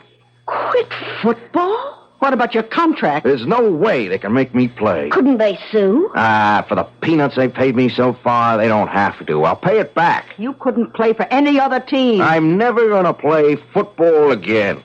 You're going to be a mechanic? A cheap, dirty grease monkey? Now, wait a minute. But how can we keep this house? We won't be able to afford. Oh, sure. We'll have to pull in our horns. We'll have to get a small apartment for a while that you could take care of. Honey, you remember I asked you once if the money made all that difference between us? And maybe you remember I didn't answer. I should hope not.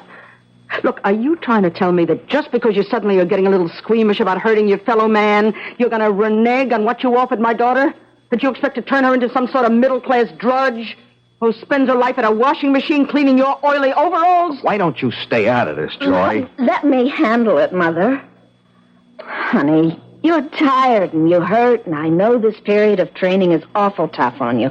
Why don't you have a little rest, and then we can... Look, Pat, I didn't make up my mind 2 seconds ago. This took a long time, and it's final. Come on upstairs, baby, and let's you and I work it all out.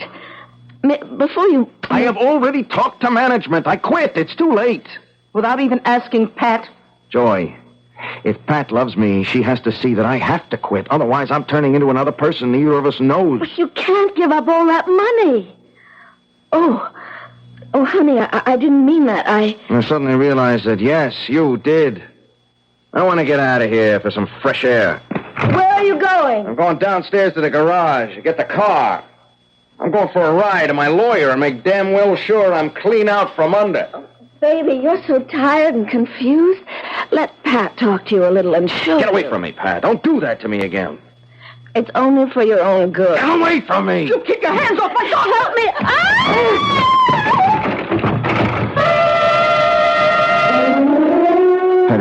I'd only pushed her away in a moment of revulsion, but as usual, I wasn't conscious of my own strength. Fortunately, Pat wasn't seriously hurt, but on a witness stand in a court. Then with the attorney's pictures to hand around, she looked as though I'd tried to beat her to a pulp.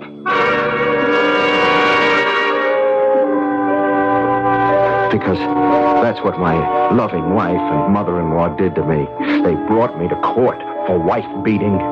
Because my decision about the football contract was irrevocable. They lied. I was given a year's sentence in jail. They let me out after 8 months on parole. Big deal. I have to prove myself for nothing. Well, when I find Pat, I'm going to prove out a lot of things. Steve. Huh? You know you're talking out loud. What was I saying, Joe?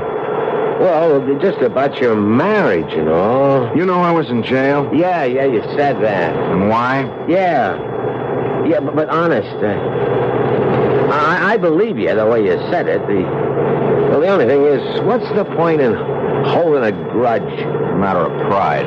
Yeah, but, I mean, to kill someone. How'd you expect to get away with it? Doesn't matter much if I do. I think you're trying to string me. Why? With all this McGill about knocking off someone.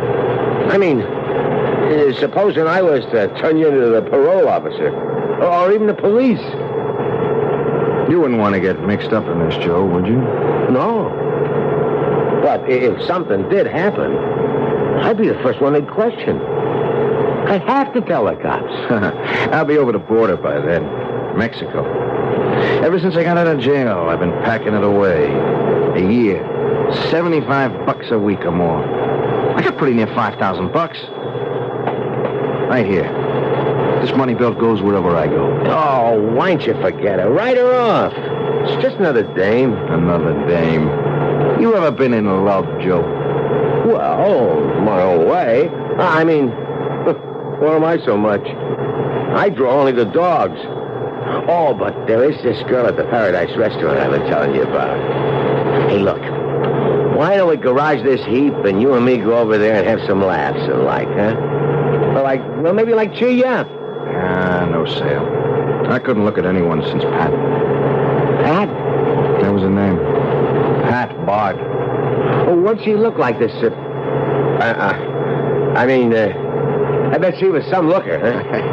Poor old cabin buddy. Why should I saddle you? You asked for it, so here. Look for yourself. That's her, your Pat? My sometime wife. Well, she's something to... What we stopped for? The parole officer's just down the street. I might as well check in. You haul the rig in and garage it. Look, I'll buy you dinner. Huh? Meet you later at that Paradise restaurant. Oh, no. Look, Steve, no, forget it. You don't have to on account of me. Oh, I want to. I got the word that Pat's working as a waitress at some joint. It's one I haven't checked out. Don't worry, Joe. If I find you, you won't be involved. Check. Yeah, check. Just keep your nose out of this and stay clean.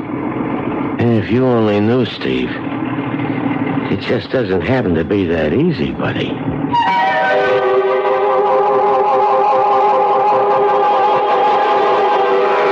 A mumbled comment to himself on which we can eavesdrop, but that Steve doesn't hear. What does it mean? How can Joe, who is no part of Steve's past, have any relation to his present or his future? Those are questions to be answered when I return shortly with Act 3. This is WBBM Chicago, News Radio 78. The time, 11:06. Heavy snow warning up for tonight and tomorrow for Chicago and suburbs. 6 inches on the ground tomorrow night.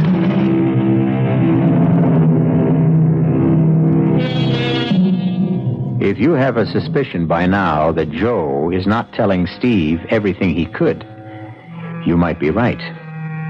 But this is an evening for evasion in general, and suspicion. Because as Steve faces his parole officer, he obviously conceals his intentions towards his wife if and when he finds her.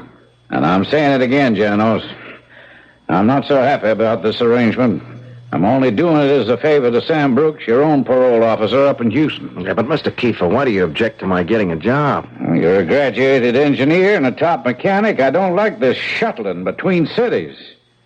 If it wasn't for Sam, you couldn't hold a job like you have. Yes, sir. Mr. Brooks has been real nice to me. You ever hear from your wife? No, sir. Except the one time she sent me the divorce papers. Yeah, but you've no idea where she is now. No, sir. Don't you care? Well, after what happened? As far as I'm concerned, Mr. Kiefer, my wife is dead. Well, I'm not trying to rub your nose in it. I just want to point out that your year's almost up, and then you'll have us off your back. So don't get in any trouble in my backyard. I'll throw the whole book at you if you do. I'll tell you why I called you, Sam. Your favorite parolee, Steve Janos, was just in. Yeah. I know what a big football fan you are. Me, it's the ponies. What's on my mind? I don't know. The Cleveland police just sent me down a picture of that wife of his. Huh? No. She's not marked up in what I'm looking at. Sensational-looking doll. Too good to just pass up. What I want to know is, how are you coming on that trace you've had out on her? Yeah. Well, the moment anything turns up, you get on the pipe. Even tonight, I'll be here late. I wouldn't want to know that your boy and this girl were in the same town. That could be begging for trouble.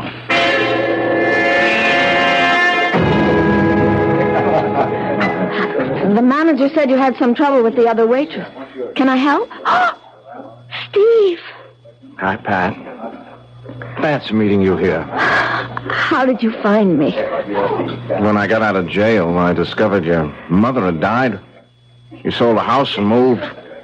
Somebody told me you'd gone to work as a waitress. I started out combing every restaurant in Cleveland. I came south. Yeah. When I got my copy of the divorce papers, they were postmarked El Paso. I got a job holding freight down here. I've been looking for you ever since. What for? We gotta talk, Pat. You and me. I can't. I work here. What is this masquerade? You working as a waitress? I have to. What for? To earn a living. I don't believe you. What difference does it make? We're through. No. I have to talk to you. All right. They're calling me from another table. I should be through in half an hour or so. I'll be back. Not here. Don't make any trouble for me. I'll meet you at my place. Where? I live right down the street, right off the dock by the river. The last cabin out on the jetty. I'll meet you there after I'm through. How do I know you won't run out on me? I promise you, Look, here's my key. You can wait in my cabin for me. Now I've got to take care of my customers. I looked around for Joe, but I guess he decided he didn't want any part of me after what I told him. I realize now, since the Paradise was his favorite joint, he must have recognized Pat from the picture I'd shown him. I could only hope he hadn't hollered copper, but at least he hadn't tried to warn Pat. In the back of the restaurant was the jetty Pat had mentioned, only it was more of a string piece bridging out to a small island with some summer cabins on it. The others were lighted, one dark. That would be Pat's. I would do it here. My hands on her throat, strong enough to snap it rather than strangle her, and then her body into the river. I started to wait. Oh, hello, Sam. Who? Patricia Bard. Oh, yeah, that's right. That was her maiden name. You located her how? Through the Waitresses Union, huh? Well, I didn't know she was working. Where? The Paradise Restaurant right here in El Paso? I had a sneaking hunch your boy had a good reason for working this job. He's been hunting for her, and now he's found her. Yeah, it could be natural enough, and maybe he just wants to kindle an old flame, but me, I'm a cynic. Maybe nothing's going to happen, but I'm getting my tail over there as fast as I can to make sure nothing does.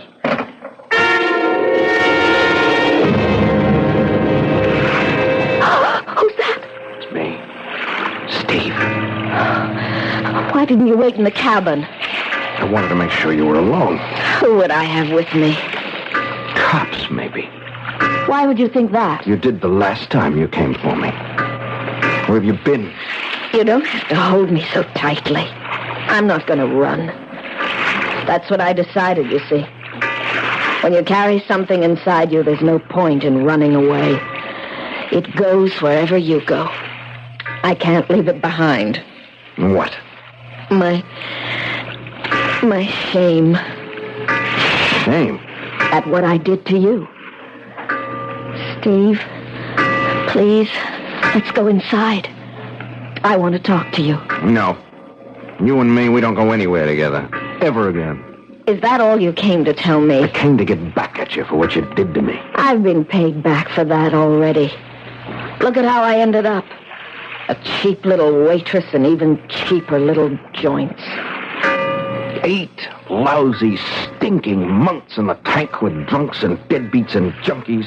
Steve, please, give me another chance. Let's go in the cabin. What for?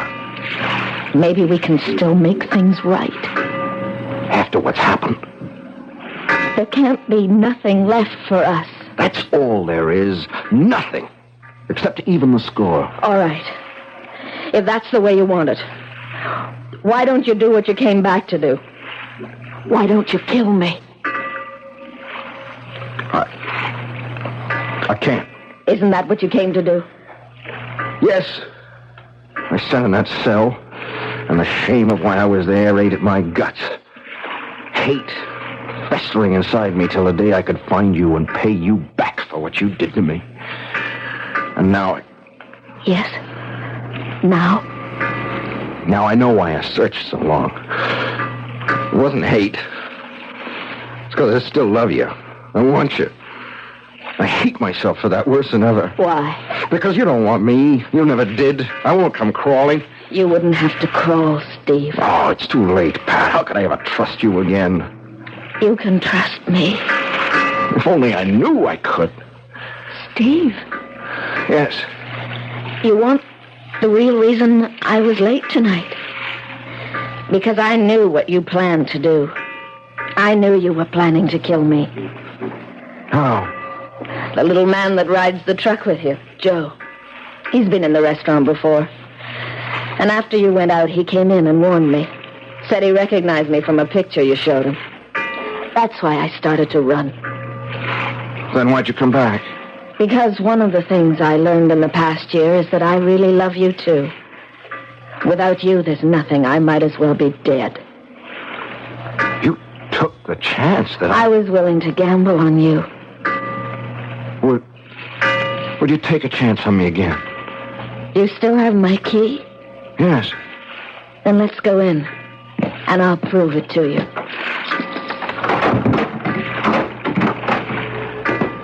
Welcome home, Steve. Oh, Pat, I love you so. Did you kill him, Joe? No, I just sapped him. I see. He's out cold. Now, where you been? First I got held up at the restaurant. Then he was waiting for me on the walk outside. Well, what are you waiting for? Huh? Get the money. Just a minute. What am I getting into? You're already in, Joe. Come on. I got my car waiting. We can be across the border in less than an hour. And in Mexico, with $5,000, we can live like royalty. Yeah. You really mean us, baby? I knew you'd go for me. The way you always came to the restaurant. And I go for you, too. Yeah. You on the level, huh? Just try me. That's a down payment. All right, now, let's get that money belt off him and roll him in the river. Hold on, wait a minute.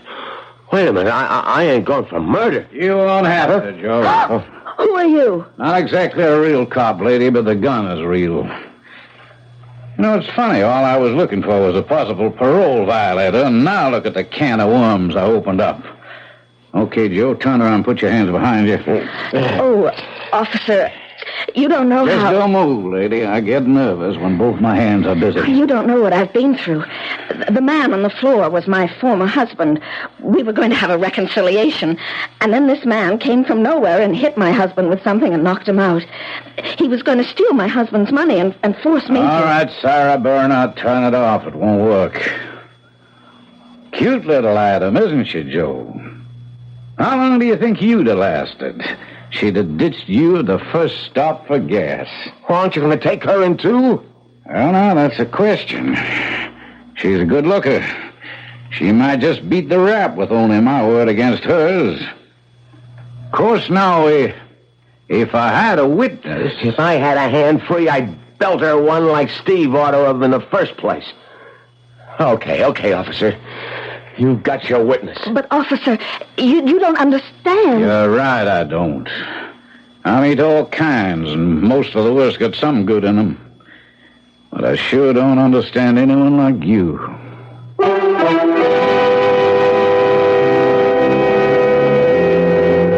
I wonder if you, like myself, when I first heard it, were as surprised at the outcome as I was. I thought for once we had a love story with a happy ending. Ah, me. Life is full of little disappointments. But for once, at least, nobody got killed. I'll be back shortly.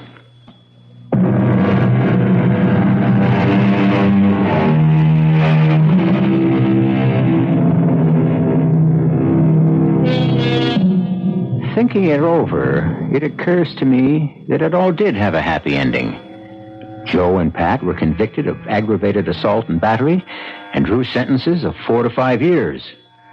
It was a little rough on Steve at first, but the shock was enough to clear Pat Bard out of his mind for good. And he and his Uncle Jan finally opened their service station in Houston. Of course, he still flies more and more often to El Paso. It seems that Officer Kiefer has a very cute kid sister, and, but that, of course, is another story they'll have to complete. Our cast included Tony Roberts, Roberta Maxwell, Leon Janney, Bryna Rayburn, and Ian Martin. The entire production was under the direction of Hyman Brown. And now, a preview of our next tale. It will destroy the whole world. Excitement, it's not good for you. The world, it's lost unless there is a new 36th man. Take my place. You must do it quickly. Quickly before Don't get up. Don't try to get up, please. Say yes, Harry. Say yes. And suddenly there is an end to thunder and lightning, the wind. Suddenly, every cloud will disappear. A bright sun will shine in a peaceful heaven. Just rest. Now try to... Say yes. Only you can save the world. Say yes. Me? Me save the world? Yes, you. Only you can save the world. Harry. Harry, say yes. Harry. Yes, all right, yes.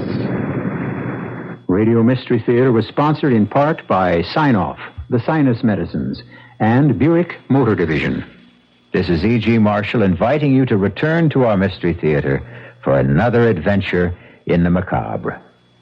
Until next time, pleasant dreams.